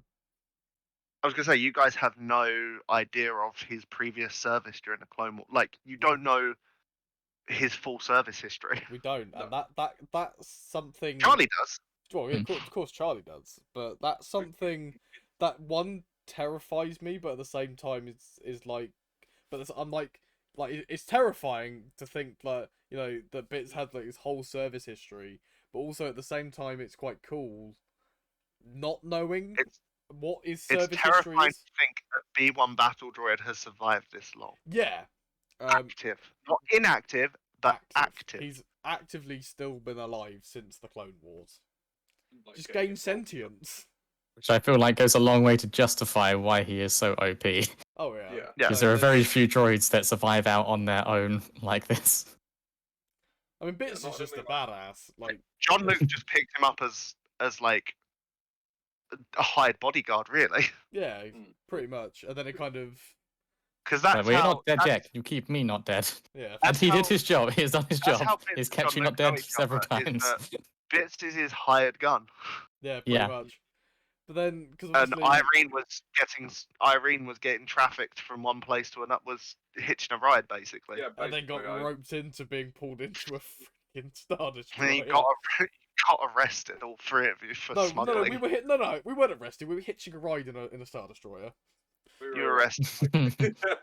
You were going to a penal colony. Yeah, I know. But even that, like as a first episode, breaking out of the Star Destroyer, because especially, like around that time, like John Luke and Irene have only just really met. Like me and Bits have been together for a little while. Irene's first impression of John is literally, okay, this guy said he's going to give me a lift. Let's Tatooine. Or not Tatooine. I can't. Was it Tatooine I was I going? think it was I think Tatooine. it was Tatooine. But he's just going to give me a lift down to the planet. That's perfect. That's all I need. And then it went from, wait, why are we being stopped by an Imperial blockade? Why is he being arrested? Why am I being arrested? I hate this bastard. He got me arrested. then And then he came to just sort of like be very good friends. yeah, Yeah. it's either Sort we've of- come to become good It's a friends. very love-hate relationship. Yeah, it's either we've become good friends, or Irene's just learned to tolerate John Luke. I think it's the latter. I think it I is the think latter. Irene, I think it's more of like a sort of, as I know previously in an episode, Irene's made the comparison that we're all sort of like a little dysfunctional family. Mm. And that's partly because Irene's very distant from her actual family. Yes. Yeah. Like, but Hey, at least yours are still alive. Minus her dead sister. So Yeah, well, mine- apart from your sister, For now. for now, yeah. I mean, my family are hella dead. that's Not all the of one thing I did worry about was I didn't want aunt. Irene's Sister-in-law. on. Your niece. I At didn't least want I tried Irene's. to kill 2 episodes ago. Jesus Christ! How did you try to kill her? Worst was character good. I ever. took a Destiny point for What that. an asshole. Because That you was- joked it, so I flipped to Destiny point. It's Yeah, like, I no, know you're doing that. Yeah, but it's also the fact that I joked to dance off with the 13th brother, and that still happened. Yeah. You know, I feel like for some things I have to watch what I say, because Yes, you will because I will make flip it a happen. Destiny point and make it happen. If I've got Destiny point and you say something funny, like, I'm locking it. And that dance off happened last episode. So for anyone who hasn't seen that, yes, there is a time where I start dancing. It's funny. Whole sort of Um, group is very much a little dysfunctional family. Like Mm. all the characters have been through so much shit together, like, and they've learned to trust each other and rely on one another. That it kind of creates that bond, even though it seems like Irene gets pissed off with John over and over again. And she still likes him. Still thinks it's alright. She still look after him. I've noticed, well, even on stream, Irene is the only character to have shown amorous feelings towards other sort of like NPCs or stuff. I'm Yeah. pretty sure John Luke is asexual. I Yeah, mean, they could be. He's in yeah, love with alcohol. yeah. Or he was. He's alcohol sexual.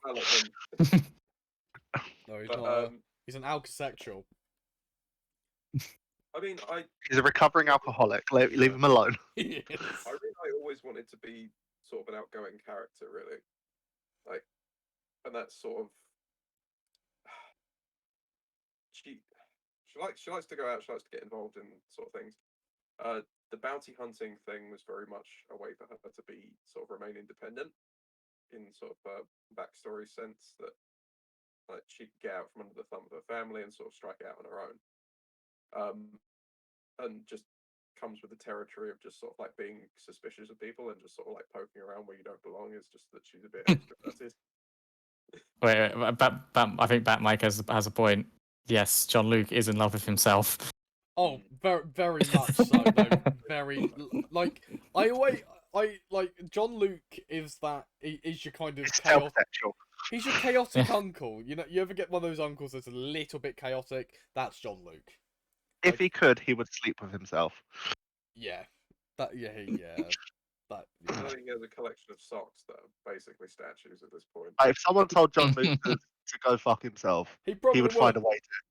He will find a way. Life finds a way. Yeah, you know, there's destiny points, so that's a thing. Is that why he was asking Bones about removing a couple of ribs? Yeah. I mean, how many times? There have been a couple of times where a couple of characters have told John Luke to go fuck himself. Yeah. Because Yeah, it's just the way he comes across to new I'm just like, people. I've been trying for years. For 4 years! I did my waiting. 14 years in gymnastic class. Still no progress. Bringing in some of the audience questions here, going to Stainsby's question. Message us over How do you Discord feel for this. how do you feel the series overall has helped you with being a GM or a player? Would you like to start, Ben, from the GM? From the GM side of it, yeah.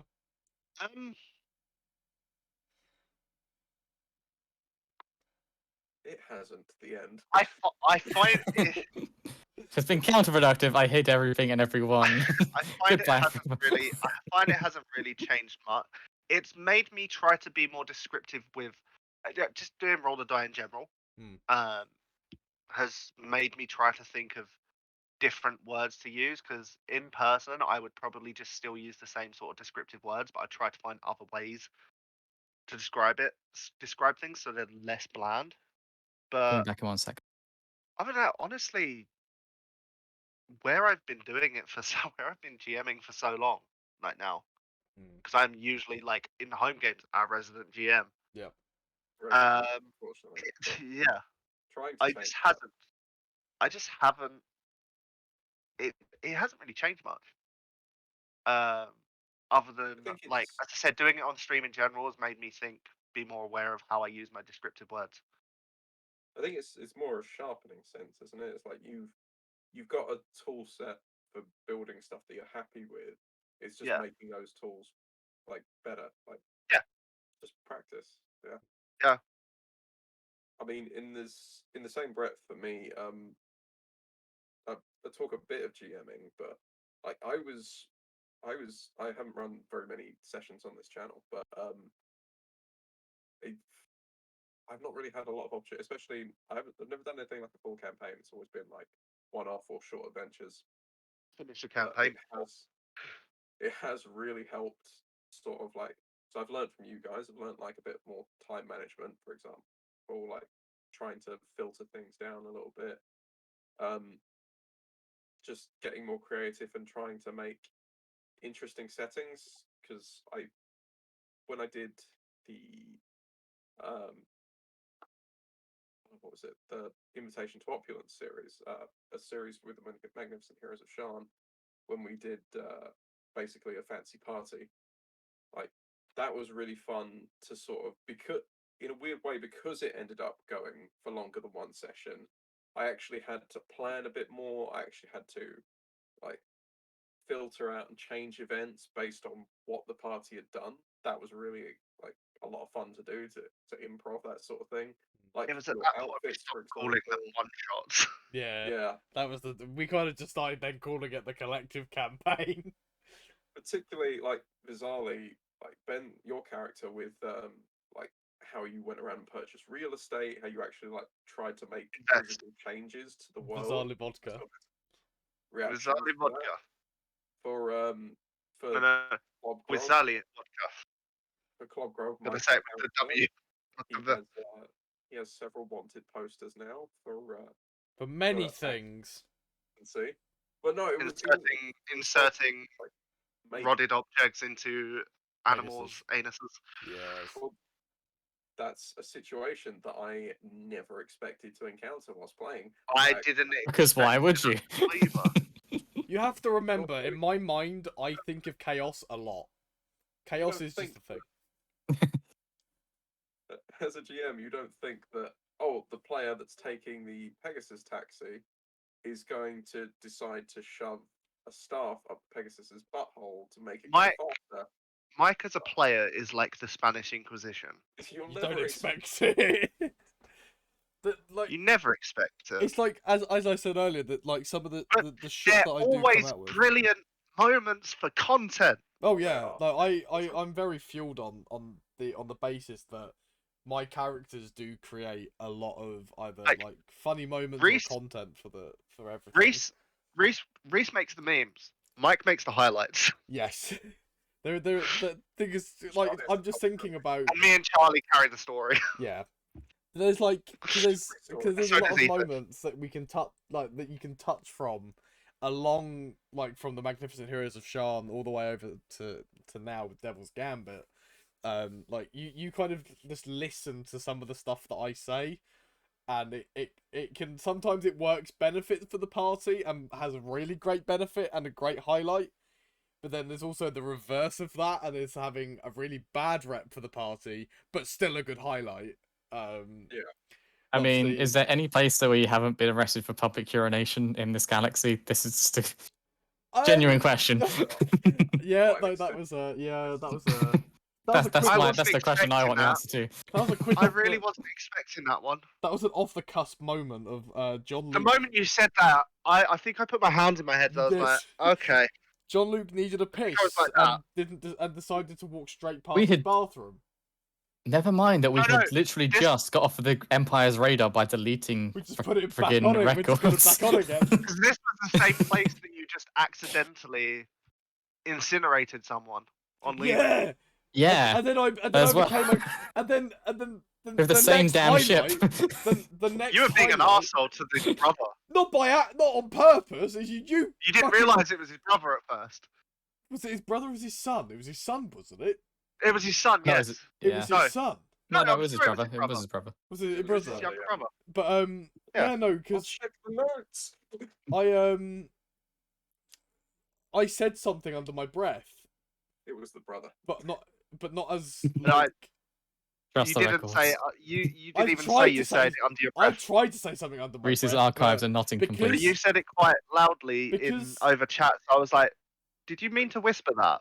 Because the thing is, as And then you were like, "Yes," and I'm like, "Roll stealth," because you didn't. as a kind of demographic type thing, you have to be very specific with what you want to do with Ben as a GM, because Ben will try and instigate something that you wouldn't think would happen, but then would just happen. I.e., me being an absolute dick to someone's Yeah, younger brother you after don't we have incinerated them. You don't gotta have go, you to gotta whisper. go. You don't have to whisper it.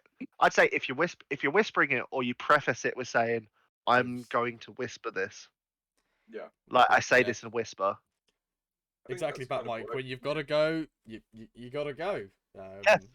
That's one advantage to doing like a clear character voice as well, Oh yeah. because you can get out of it by being like, well, I wasn't doing my character's voice. It's like you have it, you know what I mean? That's why I don't Yeah. always speak in Bits' voice, because I'll say something that maybe Bits is thinking, but mainly it's me thinking it. Yeah, though. Yeah, And that's it's why like- like Aethero, I chose to put more of a attempt to put more of an Yes. Italian-y accent. But it's yeah. You need Like, the hand I do gesture. like doing a I think the voice. hand gesture. Sanchez had the He's quite Mexican. Mexican. I want to see my Central partner's response to Acero's accent. Tell that you're attempting an Italian accent. I and see don't. what- Yeah, I don't want to. That's why I don't usually ever say it's Italian. It's attempt. Yeah. It's an attempt attempt- at sort of. It's a shoddy Latin. Italian accent. It's all celebrity voices are impersonated poorly. See, because Yes. John, like, talking of character voices, John Luke did have one Used to at the have one. beginning of the campaign. And you got bored of doing it. Well, it wasn't bored of doing it. It also got really American tedious. accents are quite hard to do because they're not so different from British accents. So it's like in your head, it can be quite difficult to draw that line. It's like for example, I could easily go into a Scottish accent, or I could go into an English accent just quickly like that either. but it's very easy to slip those between two two. accents I can hold. Other accents are harder for me to hold. Like I can kind of hold an Aussie accent, but even then, it's like there's certain words that I can trigger to sort of like get the accent right. I have to practice before doing the accents. Yeah, there's always going to be those words where, like, until you come across them, you're like, oh, how do I actually say this? For example, when Mike was on our Rhyme of the Frost Maiden, when Mike wasn't there for one session, I had to play his character, which was basically Borat. So I just had to like get into the thingy of it just by going wah wah wee wah a lot. You do that, and sometimes the way I do it, very nice. The way I do it is go, I like, it's very nice. I like, yeah. It's always that's makes sense. Like Scottish is usually I'll do that quite a bit, and then I can break into it. Yeah. Irish, it used to be top of the morning to you, but I've done them so much I don't have to go into it. My Welsh is usually Gavin and Stacey, Uncle Bryn. Is that Russia, John Russia? Yeah. But I can't do anything else. I can't. Oh, I can't wait to see it. Can't do well. That kind of like sing-songy. The Welsh accent is actually amazing because it sounds like they're singing to you the entire time, and it's like no wonder they've got so many singers. Yeah, NPCs sometimes I can be asked to do accents. Other times I really can't.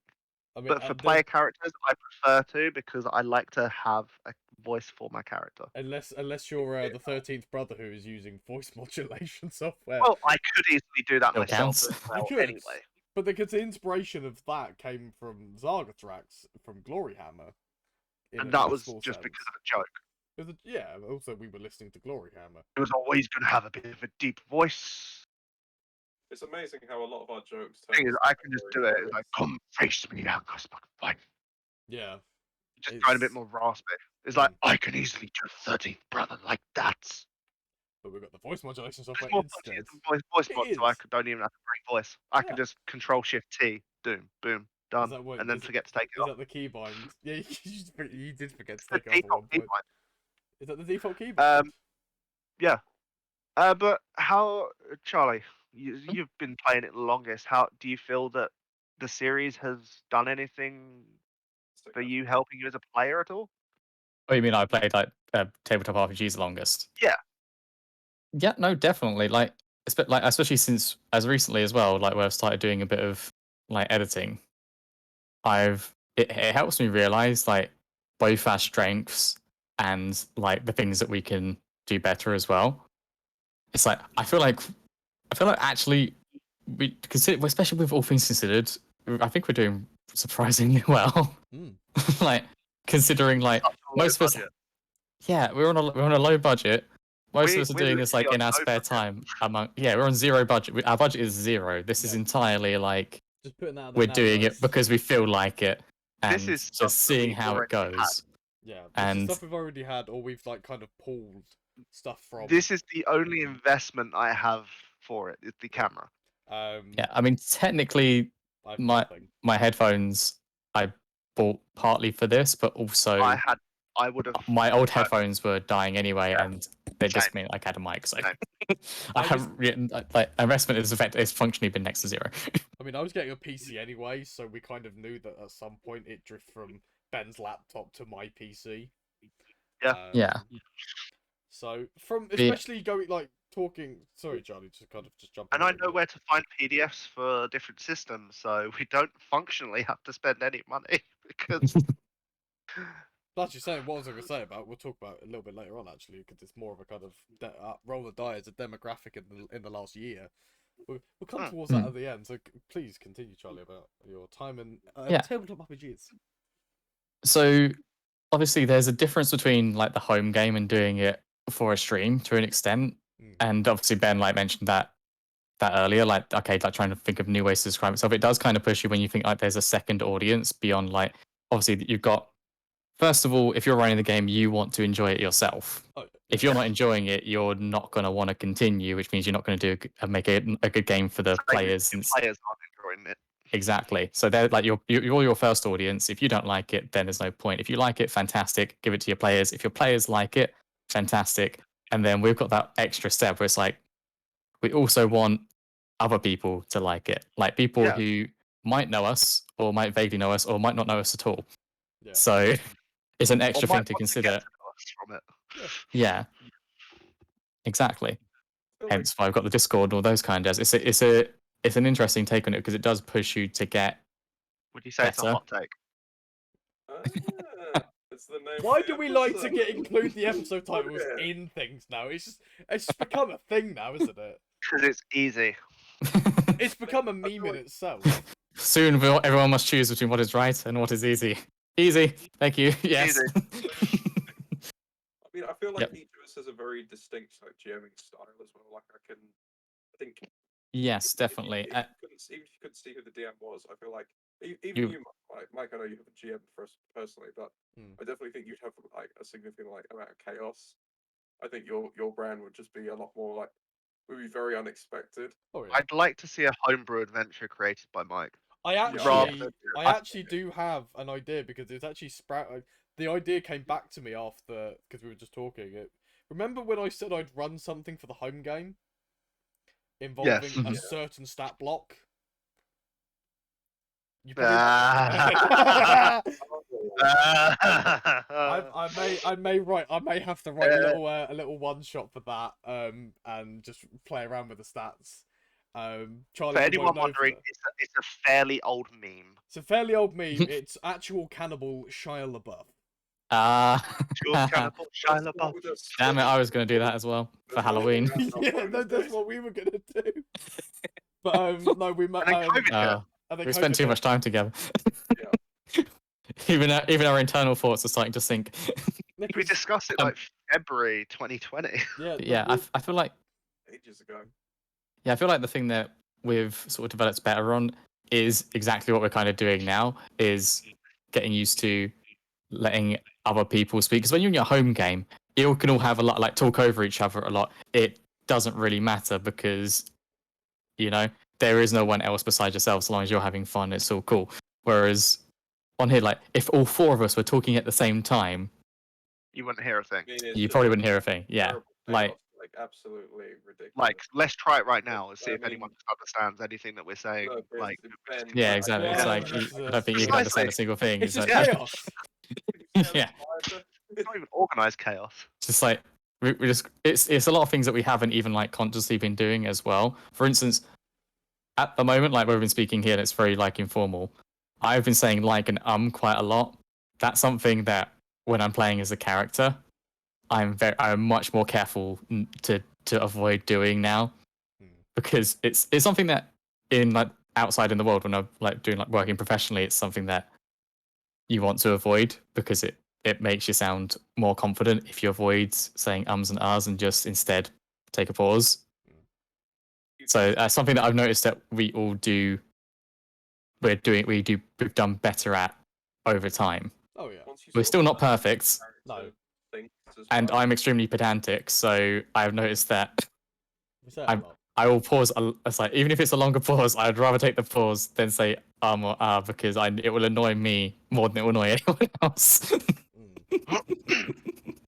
Also, that's also something I've noticed like from doing the editing as well. Like as you go through the episodes, You said episode we 9 might be about 30 minutes. Yeah. And that was Yes, like that's like a yeah. was that was like Episode a 8 was down 4 hour- from 2 hours to 50 45. Was it 45 to minutes or 50. 50? I was using iMovie for that one. This one I'm using Vegas. Yeah. So Vegas But it seems to be easy to use.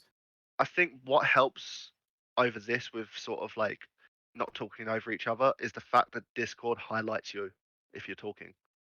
Does help a lot. So you can physically see if someone is talking. Yes. Yes. Yeah, definitely. That is the beauties of Discord. Kind of switching Yes. forward a little bit more, kind of talking. I know this is obviously meant to be about Devil's Gambit, but kind of talking about roll the die from the beginning. feel that's quite a nice thing to kind of touch on, because like You have when no idea. well, yeah, it kind of sprouted from one Ben wanting to play D&D because he was bored, as obviously most people were during this time last year because of During the whole... Backstreet Boys reunion tour. We were in the middle of a campaign, We were in the middle of a campaign, which is going to be... and it was just getting to a really nice bit. It was was like, yeah. oh, there was going to be a carnival. You guys were going to get pickpocketed. It was going to be amazing. But now you have actually encountered those characters, because you encountered them, because I actually made the Heroes of Shan into the same universe, like just by that one thing. They were in the same universe as our home game. yeah, because Um, in the home game we're in Eberron as well, Yes. so but no, like it came from Game Grumps reference Sorry, for the win. because you met the carnival on the train, on stakes on a train. We did. Okay, Um, I have to call my I love next that character Spoonpulse now. I love that name. Stakes on a train. But That was the first of Slow. me turning memes Slow. and puns into Did I the. say that right? It was Like, the thing actually, is, the first episode again was my idea for the name. yeah. Well, I mean, Who you've not? had I just pun names out. you have had a significant kind of demographic of names, especially. Well, I mean, some of them have been nicked from a few things, but we won't talk about that. Who knows what happened? Some read It's like, half. that's a perfect pun. that's- Stakes on a train. Great thing pun. is, I remember when you kind of like came forward with the episode title before we even ran this campaign, and Ben kind of asked out and was like, "What do you think this entails if I say stakes on the train?" And I just went vampires and and like Murder of the Orient Express, and Ben was like, "You kind of hit that on the head." Like You stake that vampire I was directly in the heart, as it were. I think you said something else at first, and then I but then you said that, and I was like, okay. And then I just ended the conversation there. yeah, because it was pretty much just hit the nail straight on the head with that. But Good. like, which to be honest, that's kind of what you kind of want from a title. You want it to kind of tell a story and give an idea of what the fuck's gonna happen. Like, you know, there's very memorable moments of Star Wars, like during that, especially through Game of the Thrones Empire. title makes it obvious what's going to happen. Yeah. People are going to fight over a kingdom. Yeah, you know, What do they do it's all the Star Wars, stars fight each other for dominance over an endless universe. Which Oh, one wait. of them Our goes Trek. over this yeah, way? wrecking the galaxy. But like, it's like for like going from like us going from home game to then obviously all being locked inside and all that kind of stuff. It's still, you know, it's I still look forward to, because obviously with the home game it wasn't every week. Sometimes it will be every other week, or you know, every 2 weeks. It was very it was scheduled but unscheduled, if that's kind of the way I can go with it. Like there was, Terrifying liminal state Played of more both D&D since scheduled and not COVID than scheduled. I had beforehand. yeah, like Yeah. we've actually had more of a schedule and had more sessions We than just the sort of home game. vocalized, Hmm. like, because we wanted, No, I'm because we wanted to do this. Like, it's sort of been a driving motivation to get everything in a position where we can do this. Yeah. Like, I've always wanted, like Michael, I've always wanted to stream D&D. Yeah. Because I have plenty of stories that I want to get out there, personally. absolutely. I mean, And as someone that keeps trying to write stories and write novels and just loses inspiration, D&D is much easier because it's not just completely in my hands. It's Yeah. cooperative storytelling, Yeah. which is the strongest thing. But also, I guess, why you like Edge of the Empire so much, because it's such a narrative-driven game, even more so than D&D. Like the mechanics support a narrative more so Dice than do the say work more other for things. me. Yeah, they basically give you like random prompts With as the you go dice through. and Go, dice okay, and so this is what's going to happen. It's not Okay, even the this is dice how that- bad this has happened. Yeah. It's more engaging for me I- personally to tell a story that has a character that I've made that's I actually have control over some of their choices and how they react to things. It's a way more engaging form of storytelling because I actually have a bit of agency in it. I'm not just putting words on a page. Yeah, and even more so than even being a character on a TV screen, like playing a video game. Yeah. Yeah. Because you have complete control. Exactly. Things what's What also would you say nice. is your favourite character moment? Oh, Favorite character moment. Ooh. Are we talking just Devil's Gambit, or are we going for the Devil's entirety? Gambit. Just Devil's Just Gambit. Devil's Gambit. Gambit. Keep this one to Devil's Gambit. Doesn't have to be Oh. your. It doesn't have to be for your own character. It can be someone else's. Can it also My be favourite character- NPC characters? Yeah. My favorite character moment is definitely the elevator scene where Bits nearly died, Where we all Like- nearly died. and where he basically like this that point of like everyone desperately escaping and like Reese was lucky with his Everything- roll. If he didn't roll a triumph, like that's what really helped. yeah, but that The was the odds thing. Not in your favor then. It's the situation that like led into that was really cool. That one scene was awesome because it kind of like showed us all working as a team and like trying panicking. to prioritize each other in like a crisis. And but like ultimately we like banded together and did the smart thing and but gave ourselves the best chance and That was narrowly escaped. So 7, right? I think that was because we Probably. went to Yeah, yeah. Oberon. You went And then to- that No. Or Lantern. and It then was, that Atlantean. and then that like sort of like led into other character development for like Irene and in fact everyone. It was I feel like it was a very good like nexus point. That Love just it when Bits that one thinks- scene. Whenever Bits thinks that he has the force. Because when we started out early on, like before the characters got to where they were, Irene was probably, I'd argue, closer to Bits than she was to John. Oh yeah, Just no, I'd because say that. John, she considered to be a bit of a pain in the ass. And Bits is like reliable and got shit done. So it was like, yeah, Irene has a lot of good character moments in terms of character development through Mm. meditation, through dreams. Well, I Yeah. think my favorite moments is we had like Mike and I had a really good play off with one another. This was when we were on Dantooine when I can't remember the exact episode title, but this was shortly after Dantooine we Delivery. and it put all of us in danger. And then you proceeded to put us in more danger by ramping a speeder off into a lake. And we That just was Raiders of the Lost Artifact. Was that Raiders? Yeah. Was that episode 8? No, it was the Temple of Doom. Well, we ended up having like a full Oh, on. hang on. No, it was What Doesn't Kill You. When we were recording. Like, I can't remember. I thought it was Dantooine Delivery because we had to get the fuck out of there because my cousin was there. No, that's when you landed on Dantooine. Then Raiders of the Lost Artifacts was the one when you went into the temple. Then we had Yeah, it was Temple of Temple of Doom. Doom. Temple of Doom was when you were in the temple. Because we left after you. Oh got no, shot by it was after. It must have been Temple of Doom when we came back. No, Yeah.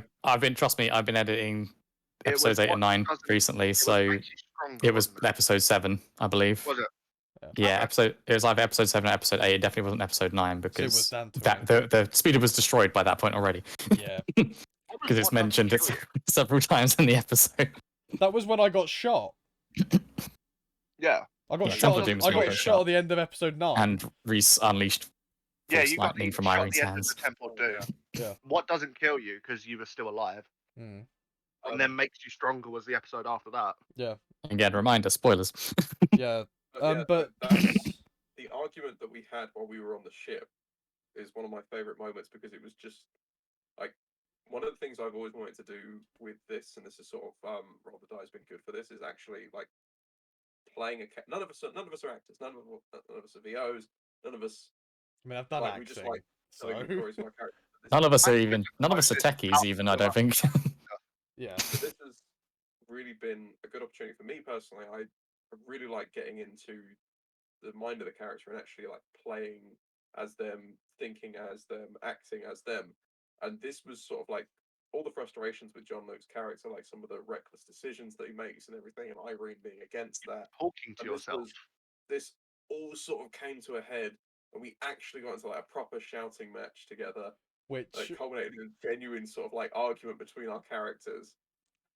Charlie had to edit that, and half of it's gone because. Is it? Well, no. Well, it's either you edited it and had to either tone it down because my vocals, because my mic is so sensitive, I'm louder than everyone. I remember you telling me fair- about this. I can't remember what you did with it, but it had to be majorly edited to kind of. Normalize You might have normalized. No, this is before I had access to normalize. This is before I Ah. had access to Vegas. So I don't think I had to cut out too much. So no, you're all right. I was just a few bits, But like, but the points still got across.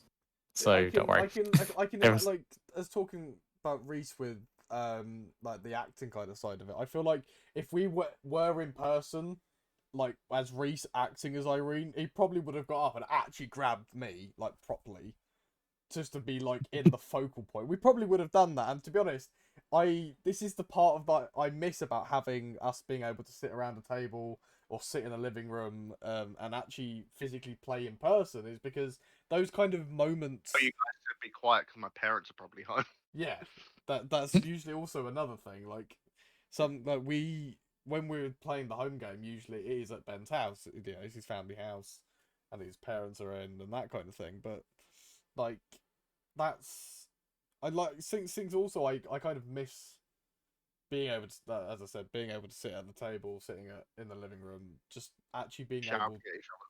Yeah, when because Feel sometimes also it's fun in person because of those moments and everyone's just laughing, and you know it's we have those moments here, but in the small sense it doesn't feel natural, because obviously we're all sitting behind a computer screen. It's more difficult to play with like someone's reaction based on like things like delay or like just because, well, as you say with microphones as well, like we can't have like a proper like screaming match at each other because we'll blow out each other's audio, Yeah, or we'll get an echo or something. So I think my mic is damaged from that, to be honest. I wouldn't be surprised. I'm pretty sure, like, you can agree or disagree. Devil's Gambit would make an amazing animated TV show. I've spoken about it. I've said that we should animate some of this shit. No, but if all of it was animated, Yeah, if it was yeah. turned into, I mean, I think you're gonna want it to be edited as short as possible. Then. Oh yeah. We No, do not but- have animation budget. We. I mean, like, the content itself would make great transform to animation. Oh yeah, it'd definitely be interesting. There's a lot of action going on, a lot of like silly shit that happens. if I had to come up with a favorite NPC moment, it would be the existence of Commander Cockroach. How we ruined their life. Ben just fully just tanked onto his We bed. just invented this character and then ruined their entire reputation in No, one you fell spent a swoop. destiny point for it. Yeah, There was the one first Yeah. destiny point that we managed to do that. It was worth it. will That- into being. We rolled a destiny point for that to be a thing, Yeah. whilst we were currently breaking into a highly secure facility. Yeah. We were willing to throw away a destiny point on that because we'd Small already action convinced them point. that we were telling that it was real, even though whether it was actually real or not. We still threw the destiny point at it because we wanted it to be real by accident. Incredibly lucky, we succeeded in breaking into this center. We did all of that. This person who we then willed into being, we then decided we would ruin their career.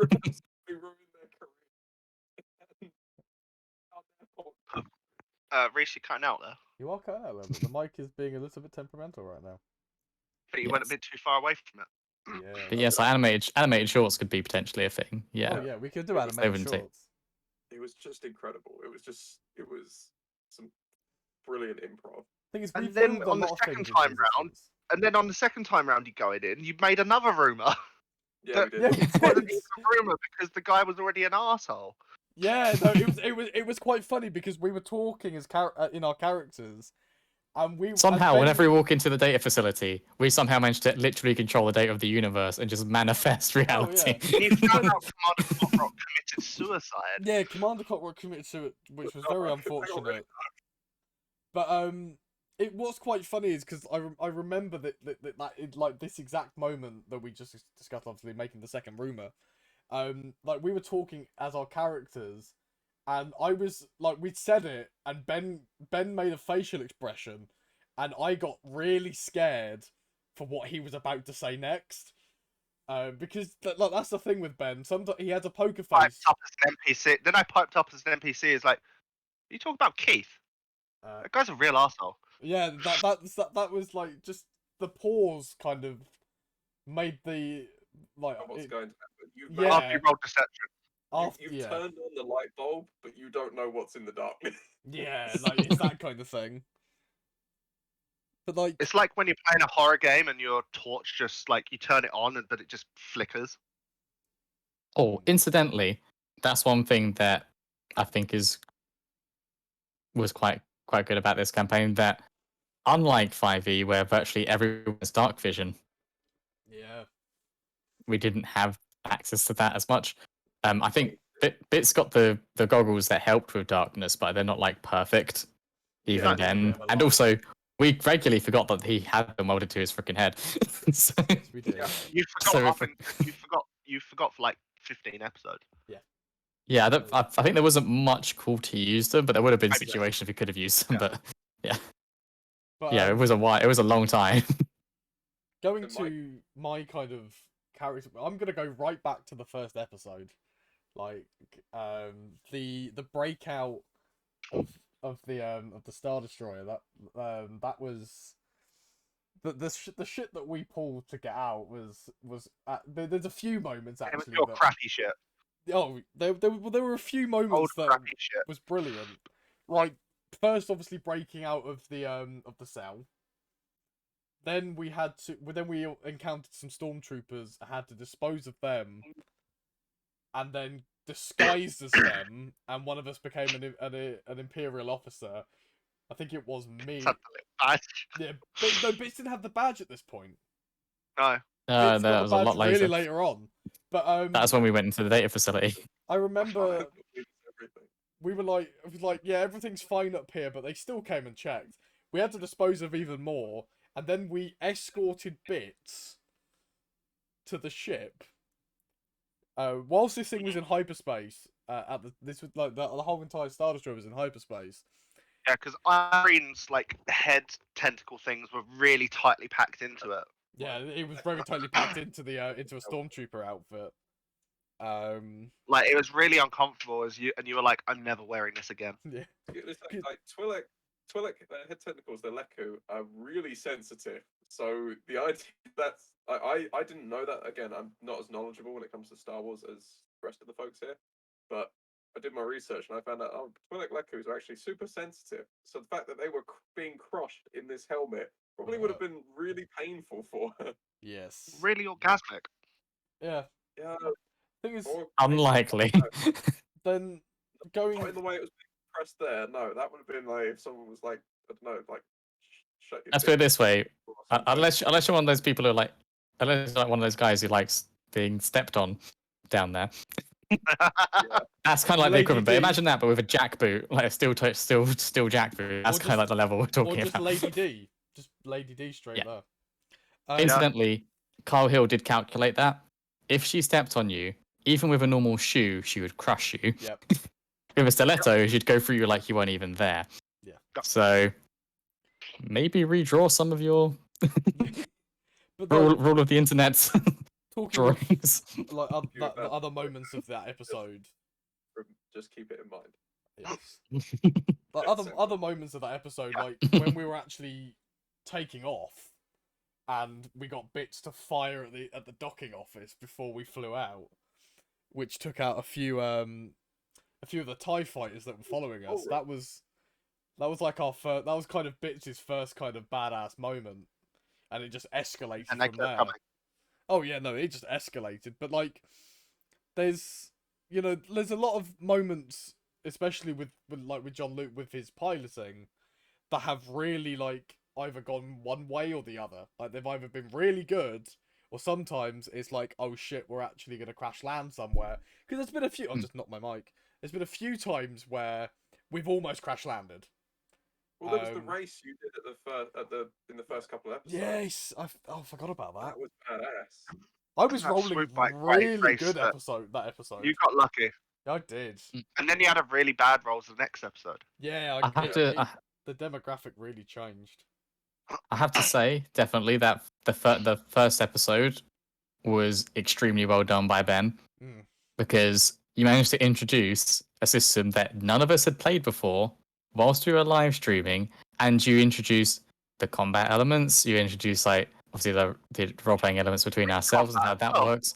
Yeah, exactly. Yeah, like hand-to-hand combat, space combat, piloting, We did all of social it. checks, and other things like between ourselves, like and also deception. We did like practically every aspect of the game was put out there and showcased, and like One session. quite a lot happened in that first episode.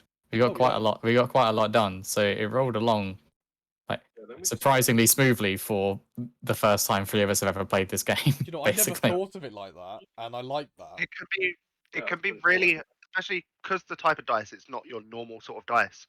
Yeah, Narrative dice can be a concept that is really hard to grasp. yeah.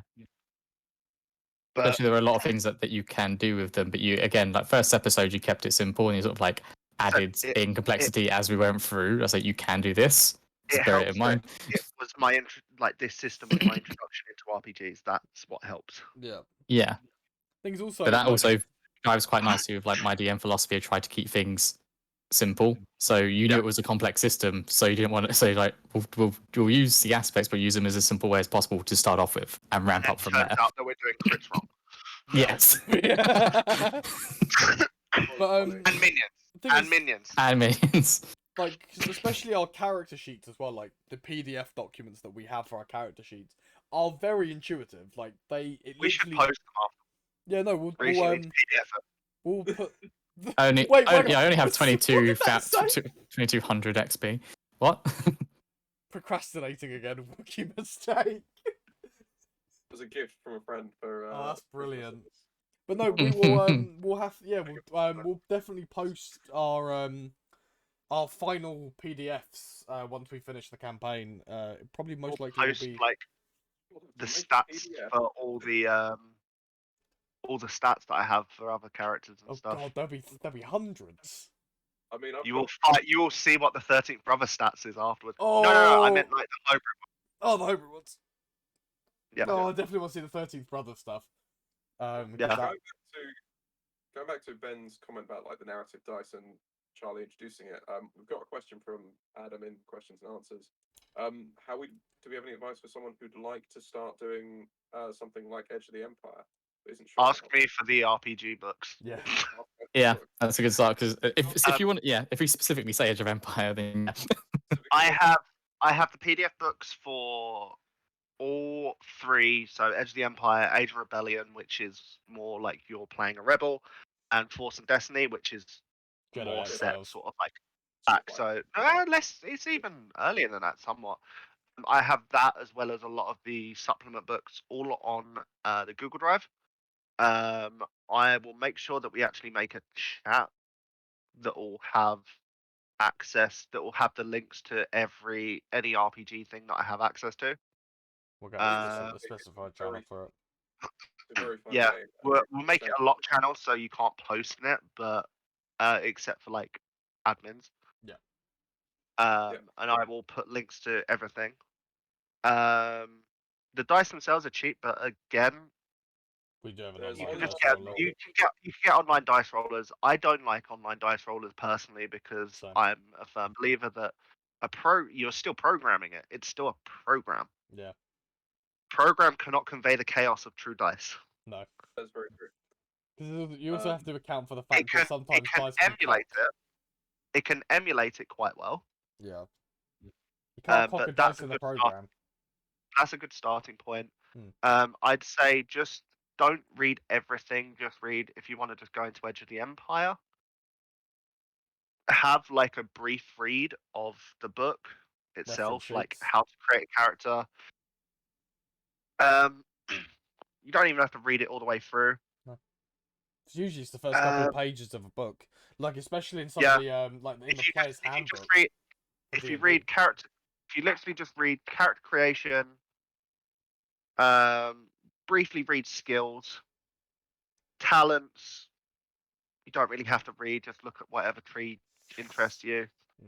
But if you want to create a character for it, read just the character creation. If you want to GM it, then just have a little bit more of a look at the different armors, just all the different stats and things. You don't even have to read it extensively. Just have like a glance look. Definitely read how combat works, how ship combat works, I mean, because in that can terms- be complex. In terms of And actually like getting started as like go on Reddit. yeah, like Reddit's Just Reddit's go got on. loads Just of go on advice. the Star Wars RPG Reddit thing. I'm on Reddit. there. I don't really like look at much on there, but I am part of the Reddit. But it's helpful. There's full of tips and stuff for it. And people Yeah, sometimes you can always do find post groups on online if you can't. Yeah. I mean, I'd say ask your friends and family because you might be surprised who might be interested in playing. Hmm. And Yeah. don't necessarily think you have to be married to like any one particular system. Like for instance, I started playing. There's an Edge of the Empire Reddit as well, so join that. I played like, well, let's put it this way: Ben has probably DM'd D&D and played in D&D more than Edge of the Empire, but he started playing Edge of the Empire. I started playing 3.5 D&D. I have actually played 3.5 less than any other edition of D&D, including Pathfinder, which is actually the one that I've played the most.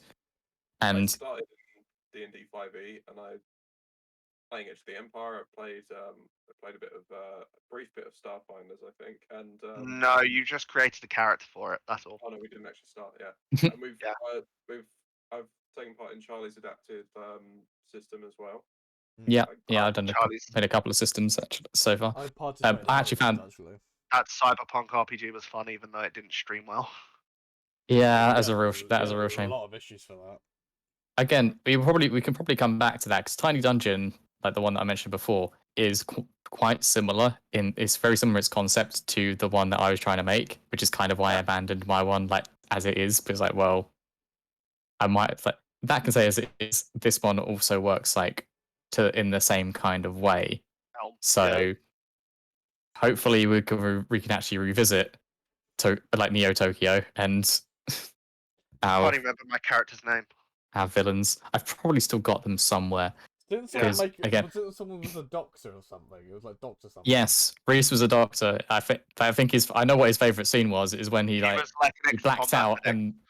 and he blacked out for reasons unknown, and there was just like this woman like bleeding out next to him, and there was like all these dead people about, and he was just And she like was desperately scared like to using see his them. yeah, and he was like desperately trying to heal. It's like I remember Reese saying like I felt like I was an actual like on call emergency surgeon in that moment. I was a member of the Yakuza. Yeah. Ethan was playing an idol.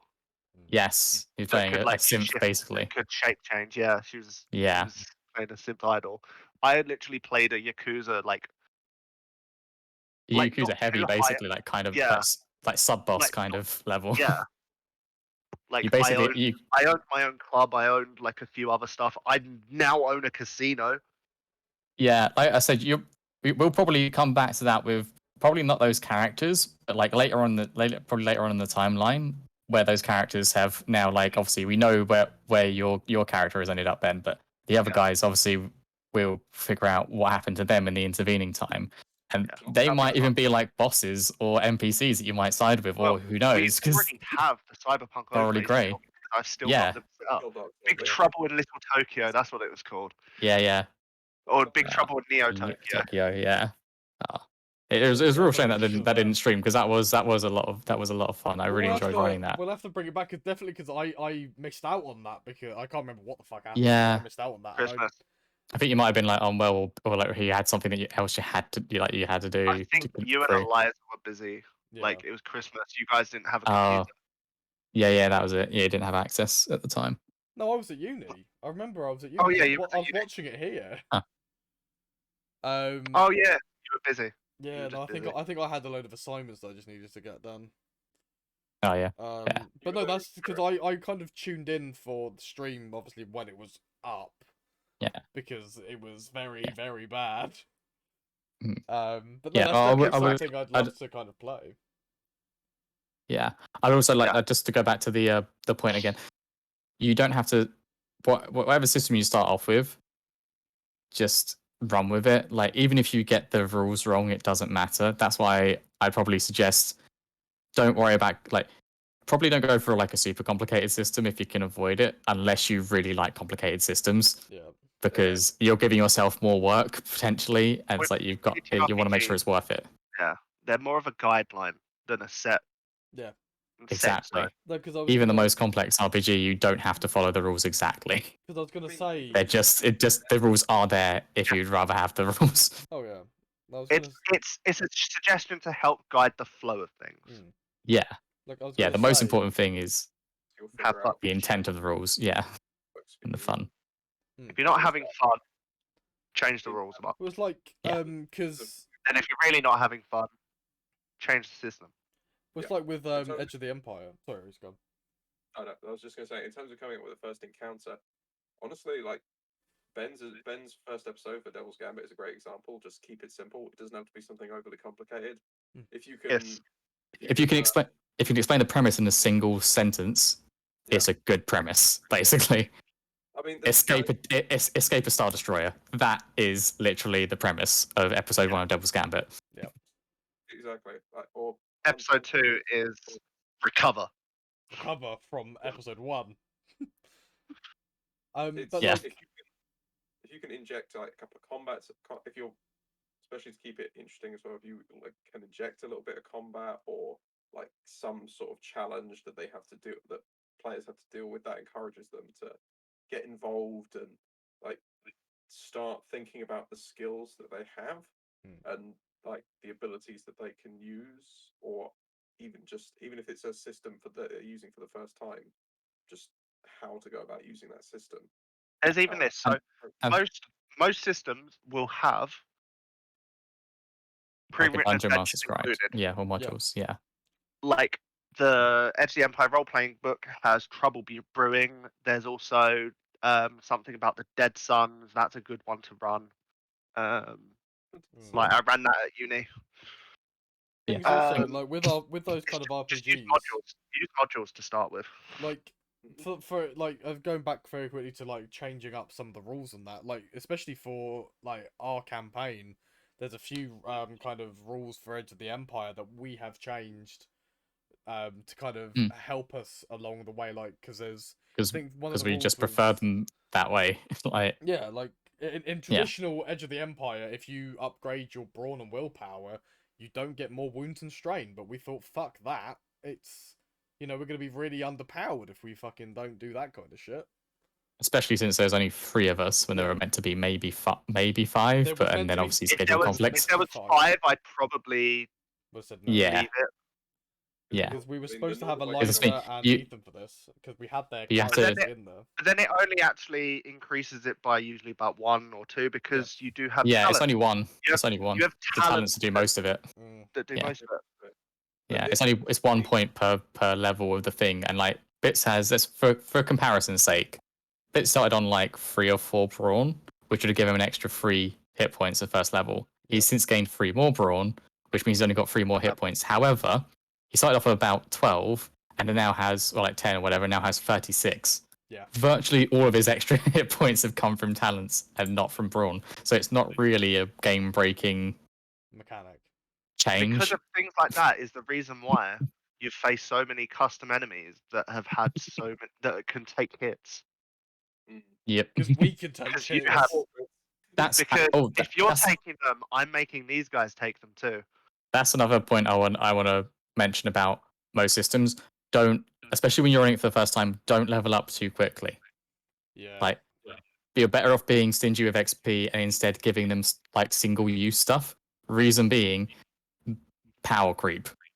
Yes. It gets more complex, which means you have to think more to make more stuff. And if you're anything like me, I'm very lazy, which is part of the reason why I've been looking for like game systems that are less, where everything is sort of like less powerful. So that, and there's an advantage there as well, depending on the players that you've got. Like 5e is really good because it gives you lots of stuff to work with, and lots of other systems are the same. The more mechanics you have, the more stuff you have to latch onto and go, okay, that's the thing that I can do. So if none of you know how something works and you've got a fair amount of rules, you can jump to that and go, oh, I can fire my gun, or I can use this lasso to do this, or what have you. When you've got like a lighter system, it gives you more freedom if you've got players who are either experienced or are very creative anyway and don't need as much of a prompt. If I tell you you've got like for example, Ethan's character in the Neo Tokyo one, basically is like he was a synth and he could project light and sound. So he basically cast magic, but it was something it had to be like to do with sound and yeah, basically it had to be like to do with sound or what have you, or light. He could do And hard light. He could make solid yes, constructs. exactly. So it's like it's sort of limited by your imagination, and it was harder the more complex it was. But And I had a yeah, gun in one hand and a sword in the other. yeah, exactly. Like with rules like Money systems, talked. you can Me, money talked. do far more stuff with it that you could do Yeah. with a rules heavy system because you don't have any constraints. Yeah. In but essence, you Ethan- have less to Ethan jump played off from. Ethan So- played a cyber mage. I played, in essence, the way You're kind my of a- character was like a rogue slash, but more of a charisma rogue. Yeah, you're like a yeah. Say a rogue is a good comparison for yours, but yeah.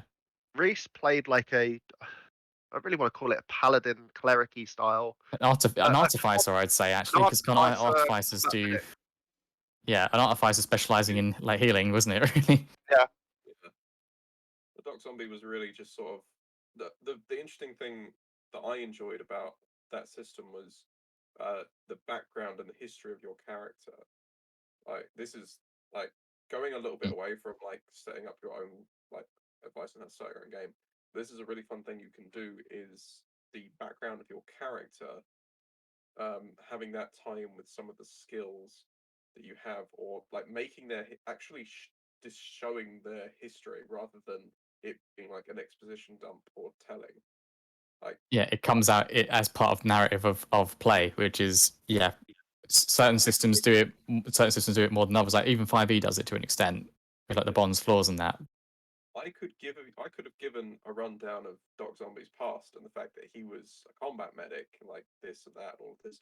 Or Charlie gave me an excellent opportunity when there was an injured person injured with a gunshot wound bleeding out. I could just snap full in like I didn't know that at the time. I could just snap full into combat medic mode and go, where are you hit? How much blood have you lost? This, that, just sort of like, and show off some of the bedside manner.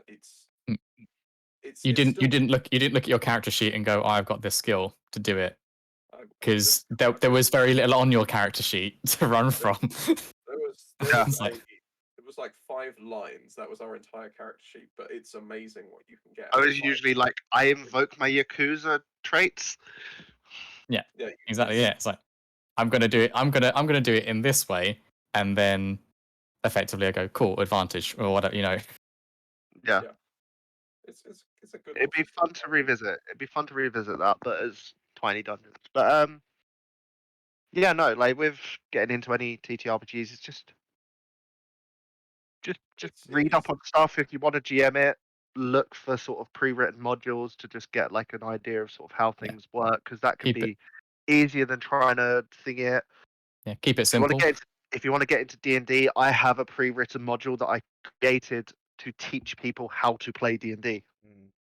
Honestly, I think one of the biggest steps is which was the assault on something keep that Mike ran. Oh, we never finished it. No. Was it the assault on? Oh, I have to try and find it. It is on my Google Drive. I've also got it on the Google Drive. I want to locate that now. Varen's Keep. That's it. I knew it was like it had Varen in the name. Varen Castle. Assault of Varen Castle. One of the best things you can do is once you've done that research, once you have a group, is don't dilly, just literally jump in. If you get some things wrong, it doesn't matter. But once you start playing, and no such thing as getting something wrong. Yeah. Once you start playing, you're in charge. Just run with it. This is your group's game. So yeah. Once you start telling your group's story, that just is... always have good communication. If you can tell someone's not enjoying it, find out why. Find out what can be changed. Yeah. If someone's quiet, maybe try and get them to engage a bit more. Like give their character like a bit of the spotlight. And if someone's overpowering, speak to them. I know I can do that sometimes. I have worked myself on that. Yeah. Exactly. You could like. There's never such a thing as being like perfect at role playing. In the same way, there's no such thing as being a perfect person. Because it's a social game. You've got to be aware of the social aspects. and if you like look at RPG horror stories on like YouTube and stuff like that, they are full of people who assume that they know everything and that there's nothing they can ever improve on. So if you're the kind of person who wonders and like worries that, oh, maybe I could do that better, you're the right kind of person just in general, probably, to be honest. That's just a Because good life. That's evil just a good life advice. there's a great quote in Dragon Yeah, Age, which was probably my favorite quote on the concept of morality, because it comes out of nowhere from Liliana, who's a fantastic character. She basically says the thing about good and evil is that evil people don't worry about if they're doing good. It's like words to that effect. It's like that's a good like concept Good of and like evil is very subjective. An evil person might not consider what they're doing to be evil. they might Well, not, but you because can it's guarantee that context of things. if someone's considering like are their actions good in terms of like are they considered like are they worried about they're doing the right thing by other people and by the world, if they're not considering that, that is generally like those people are generally going to be bad people and the people who are considering that are generally going to be better people. If someone's stealing stuff to feed their family, in the eyes of Yeah. the law, they're considered a bad person. Yeah, But in the eyes morality, they're considered good. It's subjective.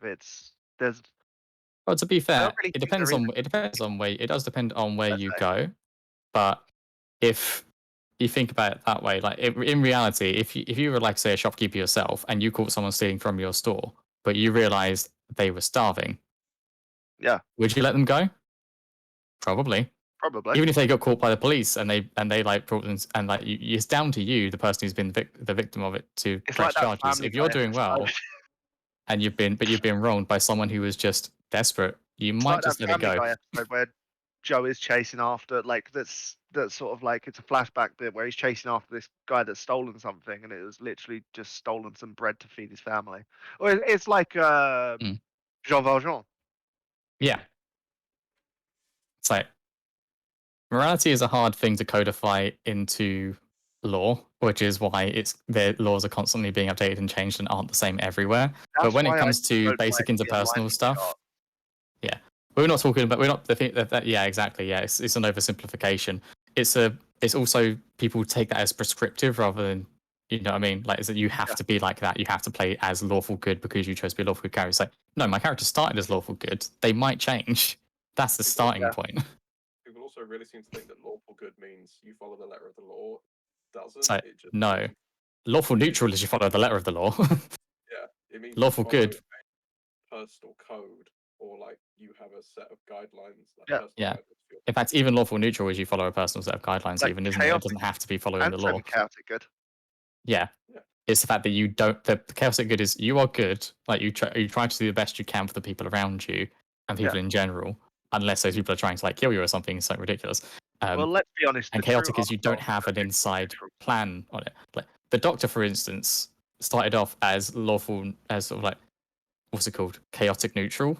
If you go back to really old Who, he was not a good person. No. He is now lawful good. And then, Or but then he, you go back to they are lawful Capaldi, good and technically. then Capaldi went back to the chaotic neutral. He did. A little bit, but he still had the Doctor still has Doctor still has rules, and as the Doctor points out in one episode, it's like so many, you have so many rules, Doctor. Good, it's like good men always have so many rules. It's like no, good men don't need rules, and now today is not a good time to find out why I have so many. It's like, Yeah. Let's be honest. He was at the start of that. He was quite literally just like full on alien. There was no humanity yeah, to him. there was a point where there was a character who they'd only met recently who had like broken his leg or something, and they were running away from like creatures that are going to kill them. And he went to grab a rock and like kill the guys. They didn't have a reason to have to like drag him along or slow him down. They literally that happens in the first season of Doctor Who, of the original Doctor Who. Yeah. He is not a good person. He is an alien, and he knows he's immortal. And in fact, this is from his perspective his first incarnation, and he doesn't want it to end. Yeah. Because he knows it feels like dying. Whereas he's been told, so it's like he's selfish and cowardly.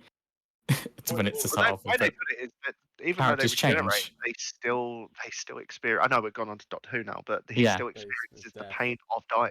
Yeah. Yeah, exactly. And it changes who you are Regeneration as well. Like you're not entirely the same person after as you were before. Because being- Tennant said that in his final episodes. Yeah, I don't exactly. No, not even just that. Like when he was sitting with a wolf. I remember the episode very vividly.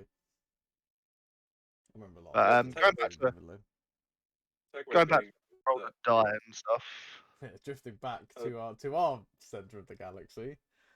Look, if you're starting doing any sort of tabletop RPG stuff and you're concerned about making the best experience for your players each time you do it, you're going to be a good GM.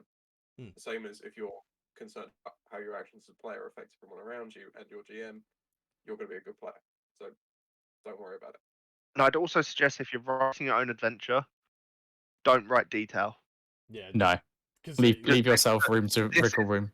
Just put this is what you think the end of your story will be. that's what The Ben rest does. of it, In there. Ben does that for a lot of Devil's Gambit. I and- haven't planned any of this. Yeah, it's literally Ben has an end goal of the episode, and the actions of myself, Reese, and Charlie. We make the content. We fill it Yeah. in. You know. Like we make Yeah, we make good quality content.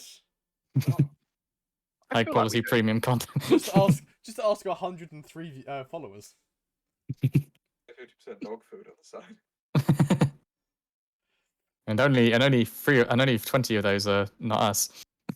Oh, No, there's only So when you make multiple accounts, it's like me and like 50 different wigs.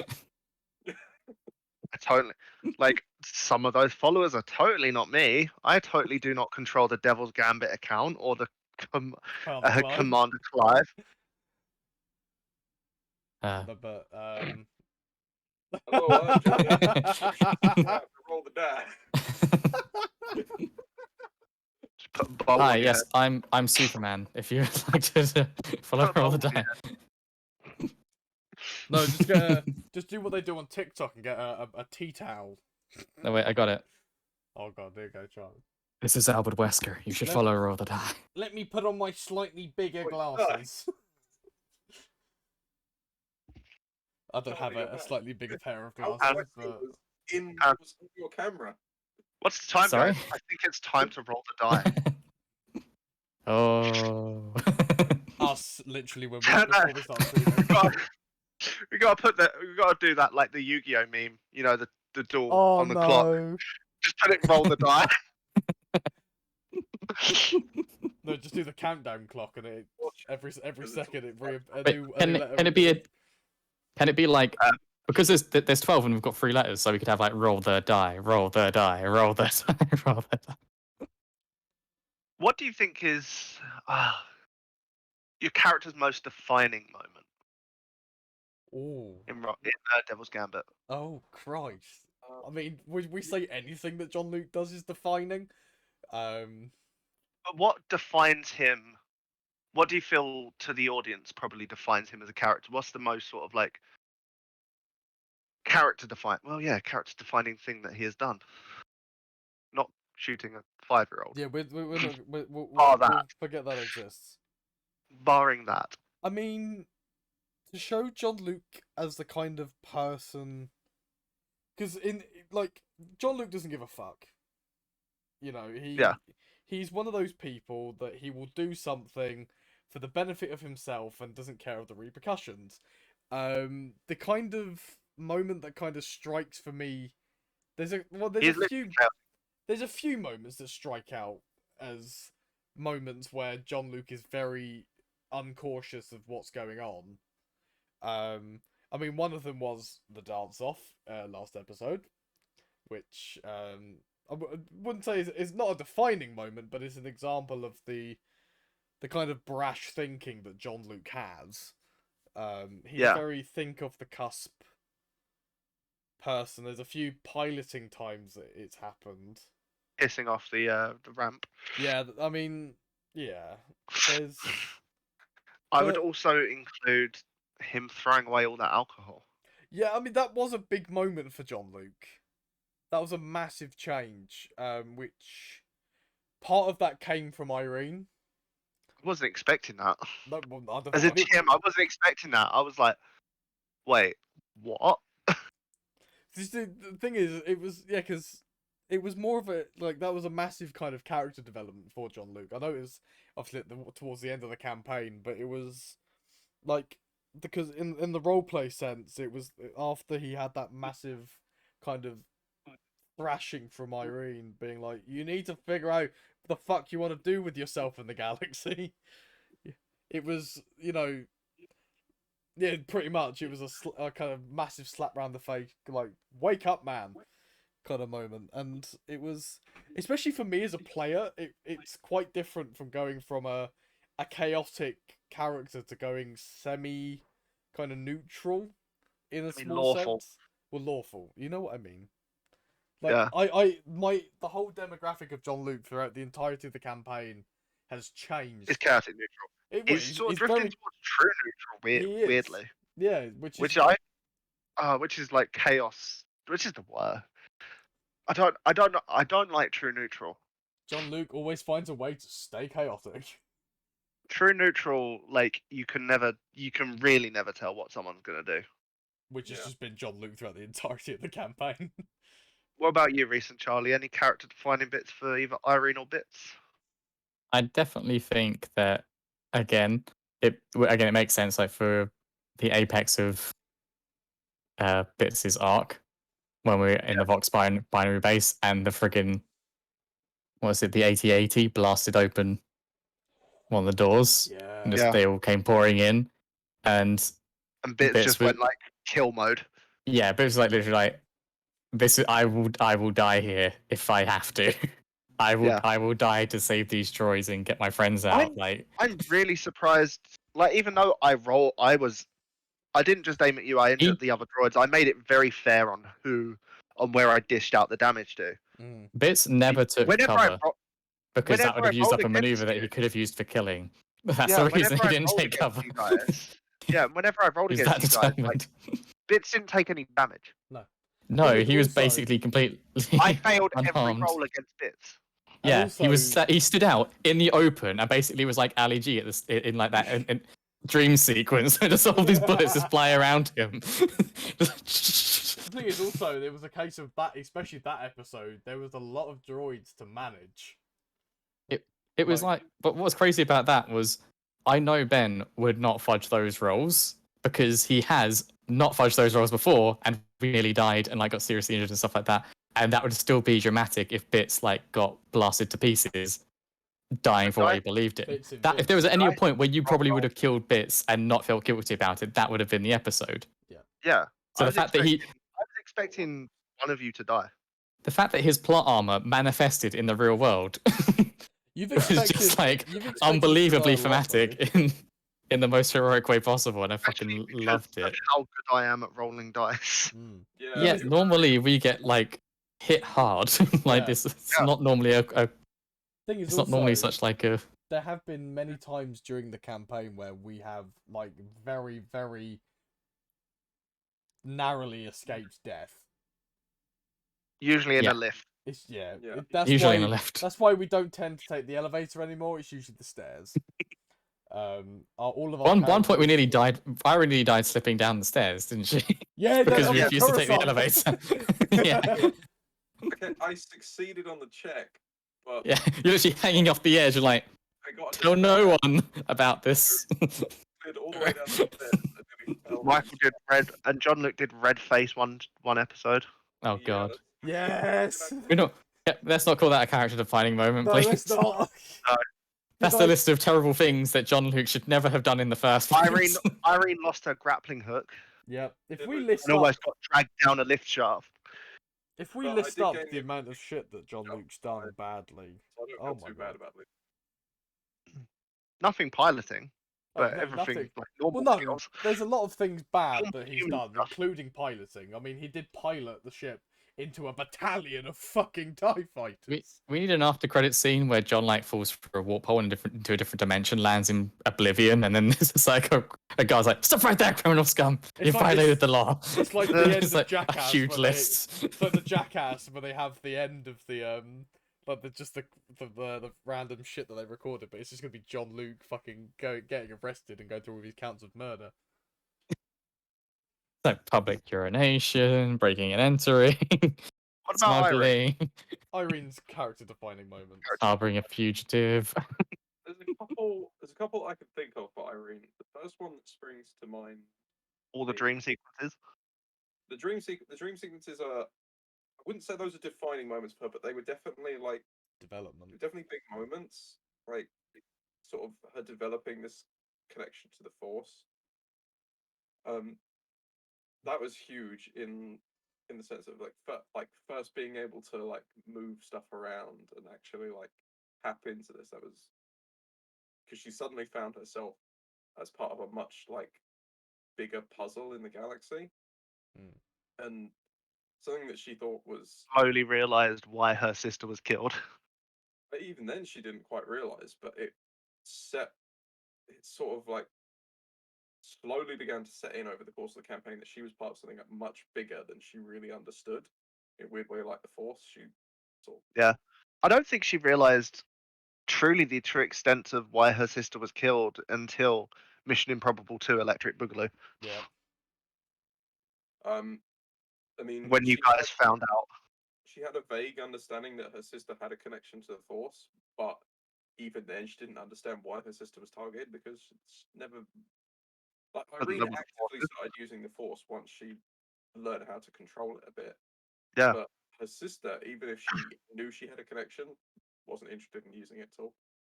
So, it just made no sense to her. Well, your sister was too young to have realized. The You discovered it by accident. the biggest moment, and these You are discovered it by accident when you used Unleash yeah. Well, I was against the actually 13. tying into that. Though that and the training with Zara, I'd say two of Irene's biggest defining moments is Yeah. her learning the sort of like it's a perfect personification of how much she hated 13th Brother for what he did. But then with Zara, once she trained a bit more, once she learned a bit more about the Force and energy in herself, that very much changed. Like she still hates 13th Brother, but the hate the hate isn't what drives her anymore. It's more like she doesn't want to kill 13th Brother because of what he did to her and how much she hates him. She wants to kill him because he's doing very bad things in the galaxy and he's putting a lot of people in danger. And if he carries on, more people are going to end up dead. The reason, and that's when she's sort of like, and this is why she gives the advice to John, is because revenge was like she was It's a obsessed. dish best served cold. Yeah. Also, yeah. Cold-hearted. But yeah, that's it. She's telling that to John because that's something she's had to hear as well from Zara. It numbs you from the reality. Yeah. She was just living for it, and once she'd gotten that, she really would have had nowhere else to go. So that's her trying to tell John so that he doesn't fall into the same trap. Revenge is a pathway in Star Wars. Revenge is a pathway to the dark side. Yeah, as seen by Anakin Skywalker. Yes. I mean, Irene. One of the things in my eyes, the Jedi are evil. To quote him. I feel like one of the things that's worth bringing up, Irene does still technically use Unleash, but it's the way she uses it, the way she taps into it is different. Yeah, it's not well, dark side heavy. Plo Koon taps into it like Force Judgment is Force Lightning, but just a controlled light side version of it. It's also her training as opposed to Sidious. I feel like Irene's not a Jedi. Like I've said it a bunch of times, but she's not a Jedi, and she's never going to be a Jedi. She doesn't want to be a Jedi. She doesn't believe in the same things the Jedi do. I mean, even like talking to Zara, like Zara doesn't like Zara had changed her mind on the Jedi Order. She wasn't like the way the Jedi operate is they very much suppress and ignore all their emotions, and that if you're disciplined enough, does like you can avoid the dark side. But which wasn't the original Jedi. Like that's the thing, is like the old Republic to the current, to sort of like the Clone Wars Republic, to then the like at that point, the Old Republic. That's not how the Jedi Order really was. No, it's not. They did still embrace emotions. Like you were allowed to have feelings. Yeah, but You were not numb to the world. that's sort of Irene's journey, is learning to control her emotions and also learning to sort of take charge of her own life. She's not, she's not relied on a lot of people, but Mara was very much her rock when she Yeah. was branch out and do her own things, and she's sort of having I to learn to trust others, but also make her own decisions. I've definitely lost track of like how many times you guys have almost had to write a new character sheet. Bits was the first one. Been a fair John few Luke- times. John Luke was then after that with being blasted by the 13th brother and almost killed. Mm-hmm. And then And then almost killed by your family. Yep. There's been, I think, over the course of the campaign, I think John Irene Luke has had actually most. did die. Yeah. technically, yes, I did. And Jara used the last that used sort of maximum force heal. Mm. Yeah, she used a mastery technique to save my life. Yeah. Well, I actually did die. And she got before, blasted at the same And she time. died.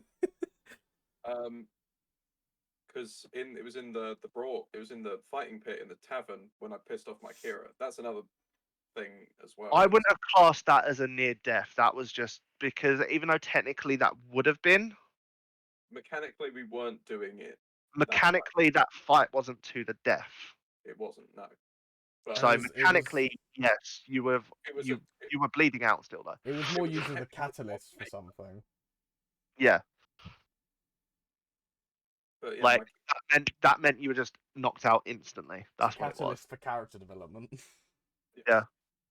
Well, my Kira as a character as well is like her relationship with Irene is one we haven't really. It's very strained.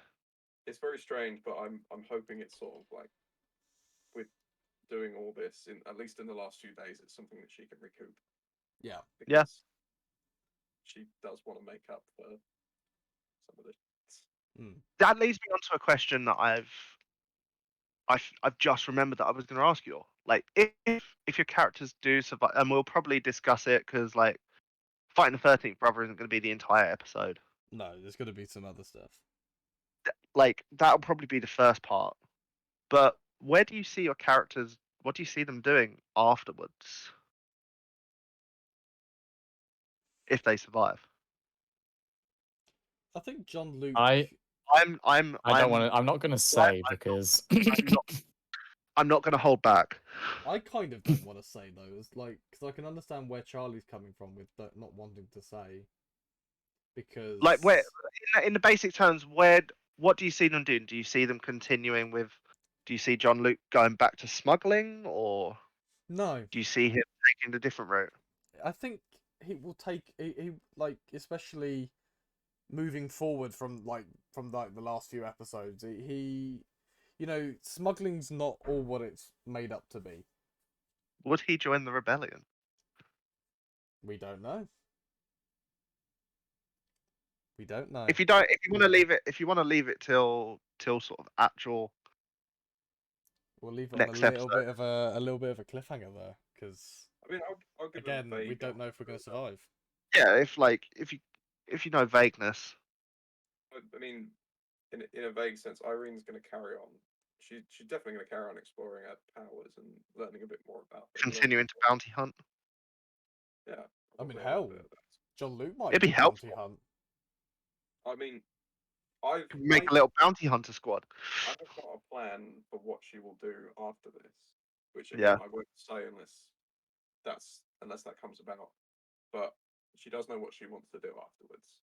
She's worked through to the point where she's got a plan for the future. Cool. Charlie. Oh, I think this is Any of you have any questions? And don't be like, how bad is the 13th brother? Are we going to survive? Well, you've seen the Purge Troopers. We have. I've given you them. The Purge Troopers do actually look quite interesting. I'm excited to fight 13th Brother because I'm hella nervous because I really want to win and I know it's going to be a hard fight. But the Purge Troopers do look quite good actually. They do look fairly like looking at their stats like they're tough, but they also do look quite balanced as well. Yeah. They don't look they don't look unreasonable to overcome, especially like I think you said there were like 6 of them that we're going against. You saw about 6 or 7. Yeah, it was a very weird battalion of them. Or was that, I'm not thinking of something else. I might be thinking of something else. I think it will make for a very interesting fight. It's a shame that Bits can't control or delete a couple of them. Well, Yeah. you probably could. You know, activate kill mode. No, his ability because they're rivals. Oh shit, yeah. They're Like rivals. your rivals. No, they're Nemesis. The Yeah, Nemesis. that was a problem. That's Nemesis. That's it. Well, I'm not going to make it easy for you. Oh, of course not. It's the final fight. He could delete a couple. The final of them. boss. Bits could easily delete a couple of them in like one round with a blaster if he rolls well. This is To true. be fair.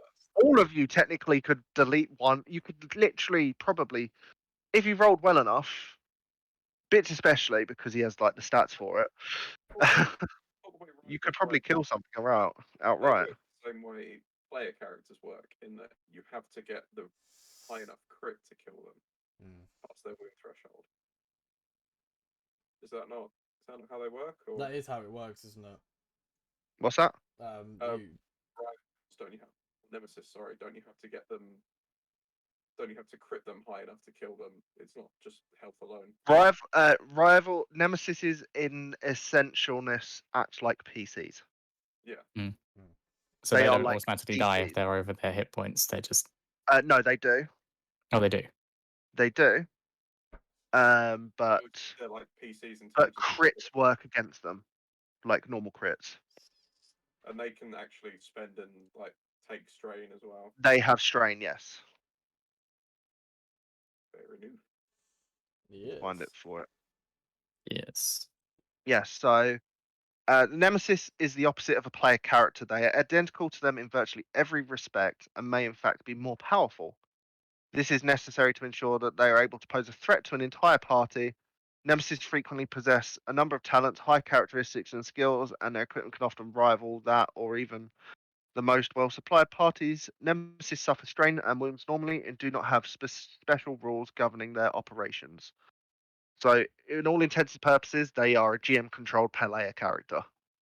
Nice. I mean, that's just the kind of basic demographic of it. Well, hopefully we will get to see them. We will get to see them in action next week. Yes. See them in action on Wednesday. 4 days until the finale. The countdown is real. This is actually the first ever campaign that I've GM'd that has been completed. Yeah, this is the first campaign that I've probably completed. Like, just as a player. Like to a definitive end. Yes, it will be exciting. It's gonna be the This is end of my- a saga. Third one for me, I think. Yeah, I actually still need to stat my Kira. Yes. I think you said she's got some points in Assassin. Also, don't you need to give us the stats for all the weapons that? Have you given us? I sent you up. Did you give the weapon stats? Yeah, he did give us the weapon stats. You've got your uncle's weapon there. Yeah, I know I've got his. Your dad's even. Sorry. Yeah, The dad's. Your uncle had like the dual pistols, tooth and nail, and then your brother had a modified dragoon. So we actually have a question from chat. Okay, cool. Is more Star Wars planned after, or are we going to be moving on to something else? So it looks like when it comes to Star Wars specifically, we'll probably still use Edge of the Empire at some point. Most likely it will be Ben running it, but he wants a break because he's been running for 9 months. Yes. Every week, basically. I'm really excited to play. Yeah, he wants to be able to play Ethan something. So Ethan, who played Rook, has a campaign. I'm not going to give the title of it's set in D&D. It's D&D. It's in his own created world. The title of which I know it. The other guys know it. I don't know if he wants me to tell it, so We'll I am keep it, going to withhold from that. Seeing as he's not here, we'll Um, him to decide. we won't go but into too much detail about it. I am excited to play my character in it, and I am excited to have it go long enough that I actually reach the point of retiring that character and doing my secondary character. Yes. I have about 5 backup characters for that campaign. Oh yeah, I think I've got 2. We have talked about using the Edge of Empire system, whether or not it will. We talked about adapting it for like a non-Star Wars, like a homebrew world that's not based in the Star Wars universe. Yeah. Which we might do that at some point. Like it will not be straight away. It might run alongside Ethan's campaign on a different day. It depends on Schedules. time and availability, because Yeah. obviously, like Wednesday is a day we can, or the day that we all stream is a day that we can guarantee everyone will be available. So it's the trick is making sure we can find another day in the week where everyone is free, everyone's schedule lines up. Yeah, If I think who actually wants to be in it as well. Yeah, I may make a caveat to that as well, saying that not everyone has to be in every game, especially if we're running 2. It makes it much easier for us to go, okay, who prefers like this campaign versus this campaign, and who doesn't mind either way. Well, actually, I have to Then run it's both you can. campaigns because I run the stream. He does. I would be playing in both anyway, because I'd be I'll be playing them playing all, in both. because any excuse to play tabletop RPGs is a good excuse for me. Yeah. No, Like, it's saying this, you are contractually obligated to be in everything until someone else gets a PC that's capable of streaming. yeah. But as we've proven though with this campaign, we have run we're running what 30 episodes. Star Wars Like many works well on the analytics as well. Yeah, Many, Star Wars was yeah. really popular to YouTube. So we've lost Reese. Oh, Oh yeah. oh. So we may have. So we. I mean, Technical difficulties. We had to have one. there have been talks of, as we said, obviously using the Edge of the Empire system in other, in a different kind of way. But also we have spoken about actually running another Star Wars campaign. But there's been very minor talk about it. But like, there's a lot of ideas floating out there, and it will be We're a just trying to question of work out what what ends we up want settling out out of- as. Yeah, We want to work out what we want out of another Star Wars campaign. yeah. Yeah, and we That's the big thing. also like there might be other things we can like change behind the scenes now, because like hopefully I'll be like more able to like run stuff and do maybe more of the tech side. Reese has now got a computer, which means maybe a bit more of the tech side from Reese as well. So it might mean that Mike is not necessarily locked in to always be the one like in every single game if he doesn't want to be in every single game, because again, like time commitments, you might not. It's like time commitment. if we end up running like 2 or even 3 games a week or something crazy like that, we don't want to be like going, okay, Mike, you're on the hook for like 10, 12 hours a week on top of your uni work. The thing is, it's also because we need you to stream. So Well, realistically, we only actually do about 2 hours a week, 2, 3.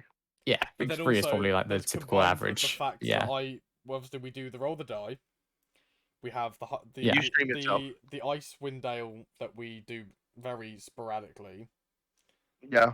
I also When we can, have yeah. a Saturday campaign with Nintendo, and I'm now starting to run restart my Edge of the Empire campaign. Yeah. So I do have a lot of and I have a stream on Mondays. And almost I was trying to mix in my own personal streams for actually playing games and doing shit. Yeah. And uni work. Yeah. Uni work should always take precedence. Oh no, yeah, 100%. I've finished the stuff that I needed to do now. Yeah. It's balancing life and running this, and because it's not just like a case of we need time to stream and then we need time to do other things. It's also planning and making things for it. Yeah. Like Ben obviously does a lot of homebrew for this, so he has to find the time to homebrew things and like actually a lot of time. And I'm I don't do anything with I'm life. the one that's always setting up all the streams, and Ben's also been helping me recently with making the overlays, and Charlie's Which doing our editing usually now. takes me about like 4 hours. Yeah, the overlay work can be a little bit tedious, especially starting a new campaign. I think the base version of the overlays we see here for Star Wars, I think roughly took me a couple of hours to get a basic version done. And then obviously we've added more along the way with obviously us becoming affiliates and having sponsors and affiliations with other companies, and obviously the fact that we are making it more community driven. Like we very much want it We need to be to more for we you need to guys as much as do the us. Patreon stuff a bit more. We need to be a bit more focused on the rewards for Patreon. Sorry, Stainsby. I know you're watching the VOD at some point, but hi, I think Stacey. Sainsbury specifically said like, "Don't worry about it until there's like more than just just me," didn't he? But I still feel like we should. You know, because I did Yeah. message him separately, just like at one point, just kind of apologising for the fact that we'd missed that he was a Patreon. He was on Yeah. Patreon, and I was like, you know, just remember you have all this shit that you can do. Yeah. Even if he just has a Q&A with just Reese. Yeah. Or just Charlie, or Because just I mean, one Reese, person. because obviously you and Stainsby do talk often, so you do fill him in on some stuff that he's missed. Much how I do the same thing with Varen. I'm gonna sort of excuse the fact that I talked to him about like the campaign and stuff. I'm just gonna excuse that that's his Patreon reward. Yeah, his Patreon reward is that he gets some downtime with He gets Reese. he gets Playing some behind the scenes Destiny. like everything from Yeah. Irene. Filling the Patreon reward. Playing some Destiny and talking about the campaign, which also actually brings me to another thing. We probably will start playing some more games on the stream, like not Yes. just Yeah, tabletop we've RPG. planned to play a few things and just And we just ended know. up We haven't. forgetting to We're do that. supposed because we're supposed to play Star Wars Battlefront 2. Yep. We did a test one of that, and then we didn't actually do it on We're stream. supposed to play Valheim. Valheim was another one. Destiny we For the did. King. Destiny I think For the King was for one. the King as well. Yeah, me and Charlie spoke about for the King because that was free on Epic Yeah. Games at We one could even point. we could do some Magic the Gathering as well, Yes. Magic Arena. How you guys feel? Chivalry would be fun to do online. Destiny again. We'll bring Destiny back Yeah. because Destiny goes Well, it's cross-platform just next. cross-platform. It goes cross-platform in like a few months. Yeah. It does. I was going to suggest as well. We got what's the board game simulator? The tabletop simulator. Tabletop whatever sim. it is. Yep. Because there's tons of freaking like board games and things we There's can do everything on there. Like people make Actually, absolutely really cool everything. Dragon. There is Yeah. actually You can play Edge of the Empire. the beginner game for Edge of the Empire is actually on Tabletop Sim, and I use it. I used it for the beginner game. Ivy is on it. Gwent is on it. Gwent is on it, and I just play Gwent anyway through Steam because Yeah. Gwent has its own game. Yeah. But like, there's a lot of things that we would love to do on stream, like not even just tabletop RPGs, like just have like if once our community also gets bigger as well, like there'll be community nights, and you know there'll be times where you know we will be playing a game and you'd be like, yo, anyone got the game? Come play. Like, you know, it'd be cool to Being hang out. streamed. Yeah, come be in the stream. Things like we could use things like Jackbox as well, couldn't we? Like which are really easy for everyone to jump into. Yeah. There will be more Edge of Empire at some point. There will be a lot more of everything. There's a lot more that we want to do. It's just time, getting things organized, and the fact that we already have things sort of in the works to begin with that we don't want to step on toes as well. For the moment, we just have Ethan's campaign planned. Those couple of one shots while we're just trying to work out what days work best for Ethan. That's the thing. We're very sporadic. We usually try and do Wednesdays, but with Ethan's work, you might that's find very hard. A little bit. That's probably why that's part of the reason why I think the idea of having one shots or having like a second campaign that's running alongside it came up, because then the secondary campaign can be like, or the one shot, the series of one shots can be the thing that we do on the regular. Like we'll just do it on a day where most people are available so that we can play, and then do a bit of streaming. So even if like Ethan's campaign, which was meant to be the main campaign, but again, like it depends on how scheduling works out, so we can keep that going without having gaps in between. It will be. Like, my character is so interesting for it. Like, I find it so interesting. Me and Ethan have worked out the backstory really well. I'm excited for you guys are going to like it. Mm. I already know it resonates with, like, I've been talking about it with a couple of people in the community already. Because Emma, who does all the art and everything, she's actually just drawing a copy of the character for me. And I just explained the character, and she was just like, that resonates with me so well. It's a lot of the like, especially for some of our characters coming into the campaign, like especially for what I'm playing, like I've touched on it a little bit, like with Playing a centaur at first, a I centaur was. monk. I was gonna be a centaur monk, and now no. I'll punch you with my hooves. Oh, I can imagine like rampaging Yeah. the centaur. Oh, that'd be amazing. That is Yeah, my 'cause backup. I'm Though. That's my playing. backup. I'm playing an Asimar bard.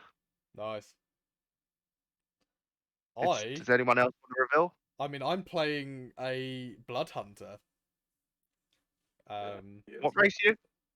Fair and human for the feet, That's because I'm playing a Satyr Hexblade. getting that alert feat. Hexblade is like the best warlock class. Oh yeah, it is. Oh yeah. And And It what also made a lot of half-elf sense for blood the hunter? backstory I wanted. Half-elf blood hunter, yes. I With, believe we using have custom a yeah. Oh yeah, you're doing a custom subclass.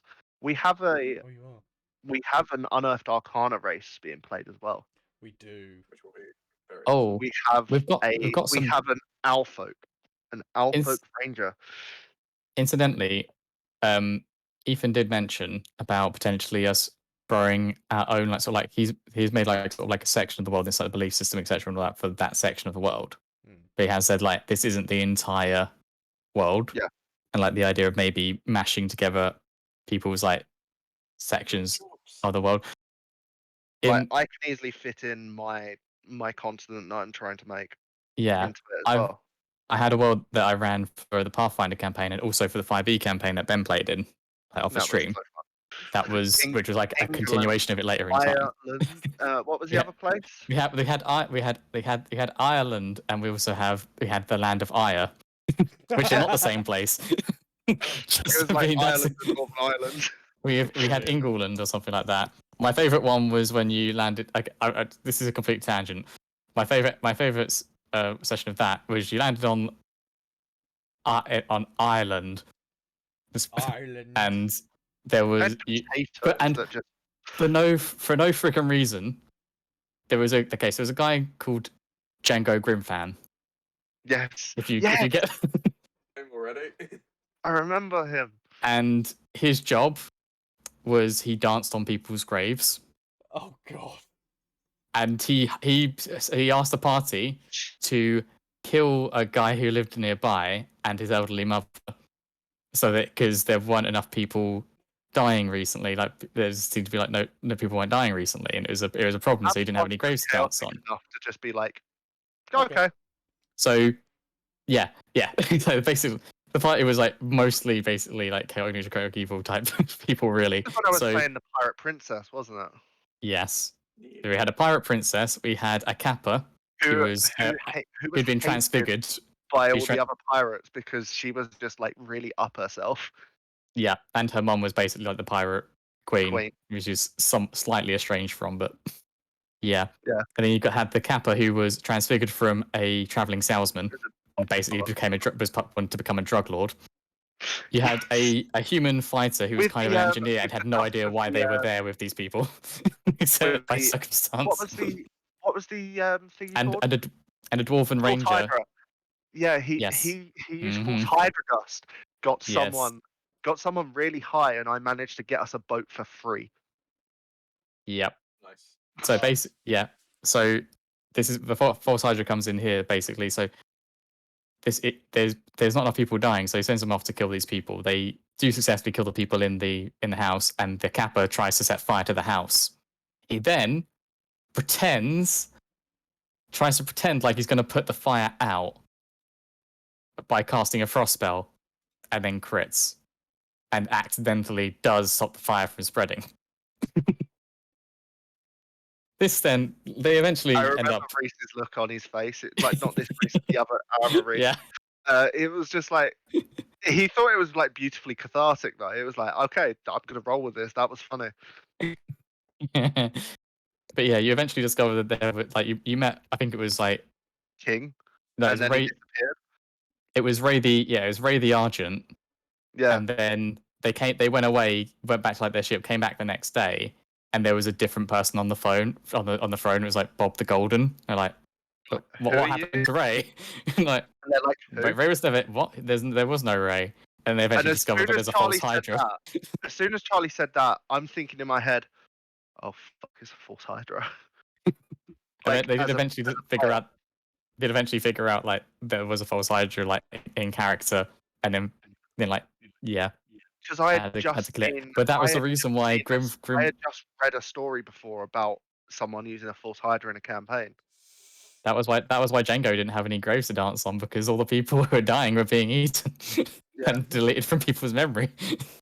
I miss that It's campaign. like That was that funny. was We need to do that another was my pirate favorite campaign. session. We need to That do was a a- pirate campaign. Well, this might be something for the future, but I think we're at a good point where we'll wrap up. Yeah. Yeah. Thank you to everyone who's watched and submitted questions. Yes. I also just want to give a brief reminder before we do go. The deadline for the one shot voting will be Wednesday. I'll say before the start of the stream on Wednesday. Say Thursday. So please go into general and have a look at the one shots we have posted in the little poll. It's in the pinned posts. Yeah, and if you just choose the reaction image of the idea you like the most, just to sort of help us figure out what we're going to do next.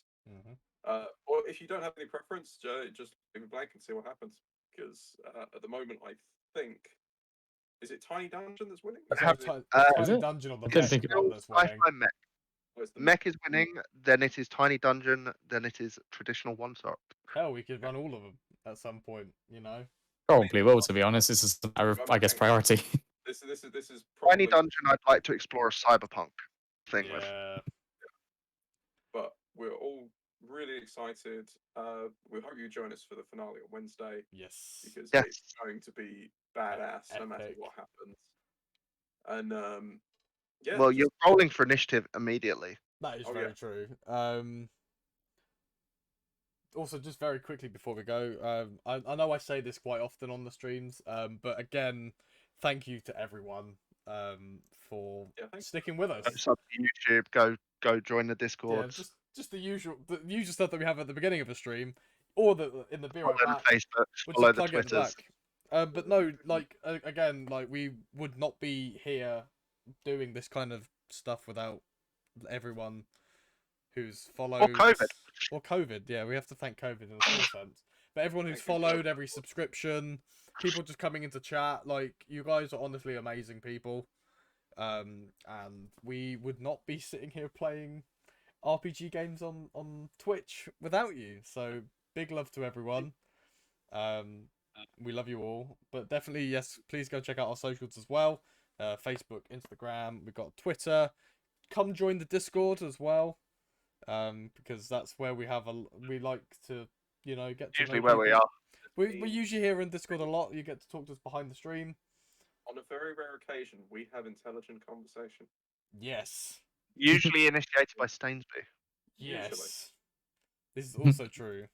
Could be Or a you. meme is posted. But no, it could be you. Get that finger out my face.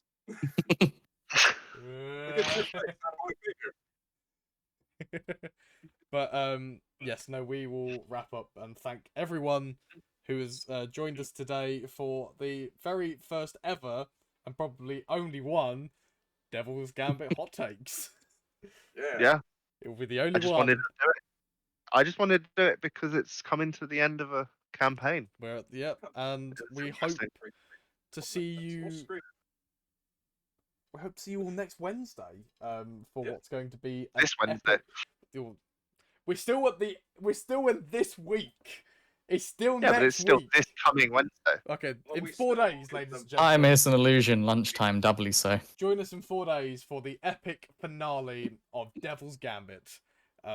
Will they die? Will they live? Who will know? Who will die? Who will live? The end of the line. Will my Kira be the only one Sentences, words. surviving?